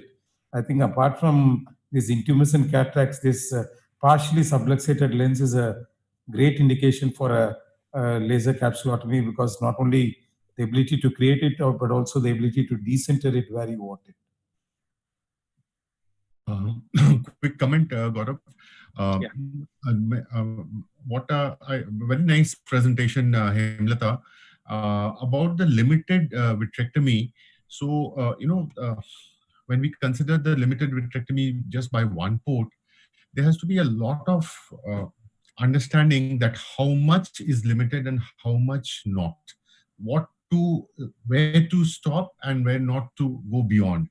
So I think a easier way, or possibly a better way, would be also to have the infusion cannula in and then do the limited vitrectomy, remembering the fact that more vitrectomy might be required in case the subluxation enlarges or there's more vitreous prolapse. So that, I think, would be a better option. Oh, of course, Mohit is here. Mohit would be the right person to talk about this. Yes, Mohit, would you like to comment? Regarding the femtosecond, I have absolutely but I'll just add on what Dr. Mahipal Sachdev sir was saying. So there are animal studies regarding use of femtosecond laser for actually cutting vitreous. So basically VMTs and focal VMTs, and they've actually shown that it cuts actually very well if you focus it at the back of the retina.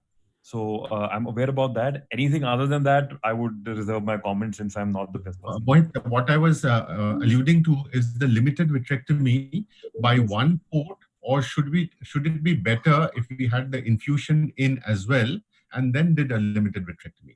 Yeah, no, Partha, what the thing was that obviously it is being done by our VR surgeon, that is Dr. Abnendra Gupta, and he was very much part of the three of us were there.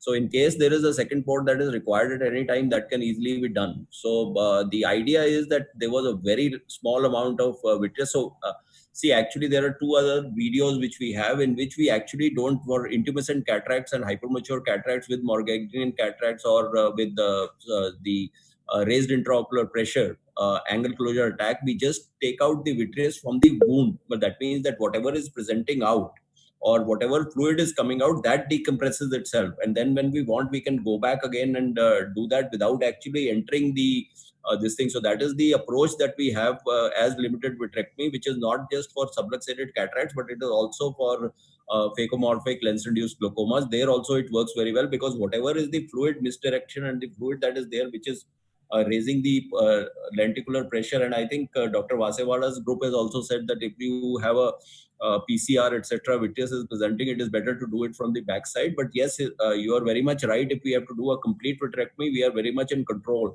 of doing that at that particular time. So there is always, under such circumstances, we have a VR person, and the back part is always done by a VR surgeon rather than any one of us. Absolutely, sir.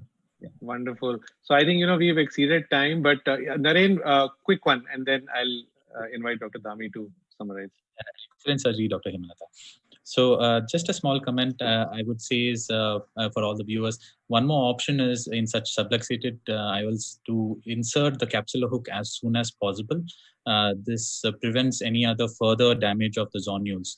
And doesn't matter, I mean, even if you are a surgeon where you don't have a vitreous, a vitreoretinal surgeon backup, and you still want to handle it, if you put the capsular hooks and do the anti-vitrectomy, again, it protects the zonules from further damaging, and you'll have a little more control manner.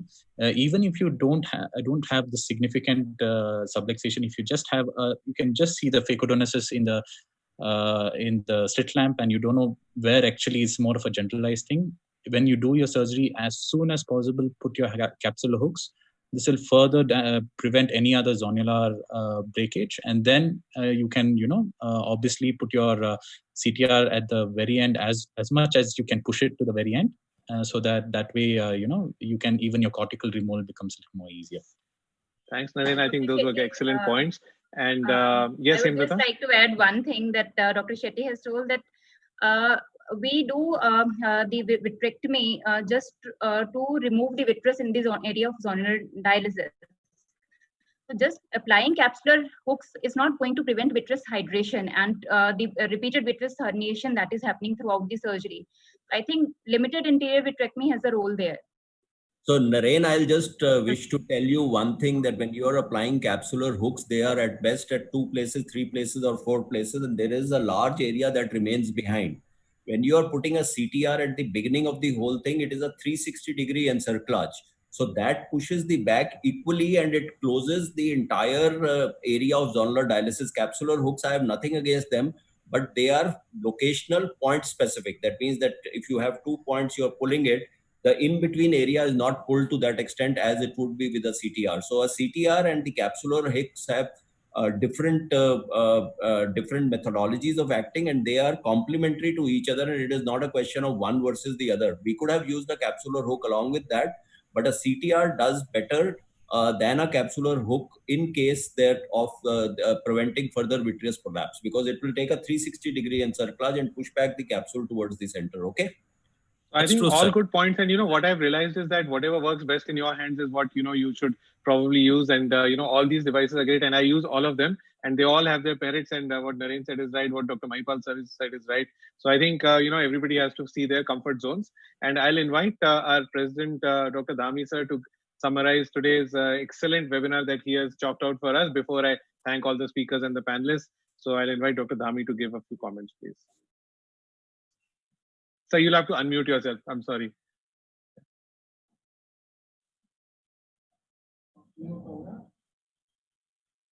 Yes. Once again, sir. So you can press the space bar and keep it pressed, and then you can talk. Yes. Yeah. Gaurav, thanks for all this.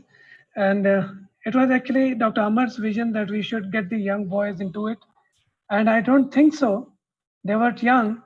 They are not reshaping. They are rocking to stand straight and create a real big world of ophthalmology for us. And of course, thanking Mahipal, Dr. Mahipal, for guiding me all to getting a good crowd and a real crunch of idea and a real crunch of good people to speak for us today. Thank you. Thanks to all the moderators having taken out so much of time. Dr. Partha, Dr. Namrata, Dr. Ramamurthy, and Chitra. Really sparing so much of time with these young boys would have been, without you would have been, I don't think so, it would have completed the picture so well. Thank you, Gaurav, taking all the time to moderate and helping me out. And we look forward for our next webinar on refractive surgery. Gaurav, if you could speak. Yes, I'm going to share the screen, sir. I'm just going to do that. One moment, please just give me 1 second. I'll just share the screen. So as Dr. Dhami sir is mentioning, we have this program coming up on next Saturday at the same time. And we have again brilliant refractive surgeons with us and a galaxy of expert panelists. And please do block your calendar for this excellent program which we've lined up for you. This will be on refractive surgery again from the Young Turks. And Dr. Dhami sir, thanks for organizing this. And I must thank my co-host, Dr. Namrata, who's brilliant as usual. She's mastered the art of how to anchor webinars, and all our galaxy of panelists and our Young Turk speakers. And then last but not the least, Johnson & Johnson, who's been instrumental in helping us organize today's program. So I wish to thank all of you until we meet again next Saturday. Thanks everyone, and a very good night. And we've delayed you for dinner. Please join your families. Thank you, Gaurav. Thank you, everyone. Please. Thank you, everyone, for the opportunity. Thank you. Thank you so much. Thank you, sir. Thank you. Thank you so much, sir.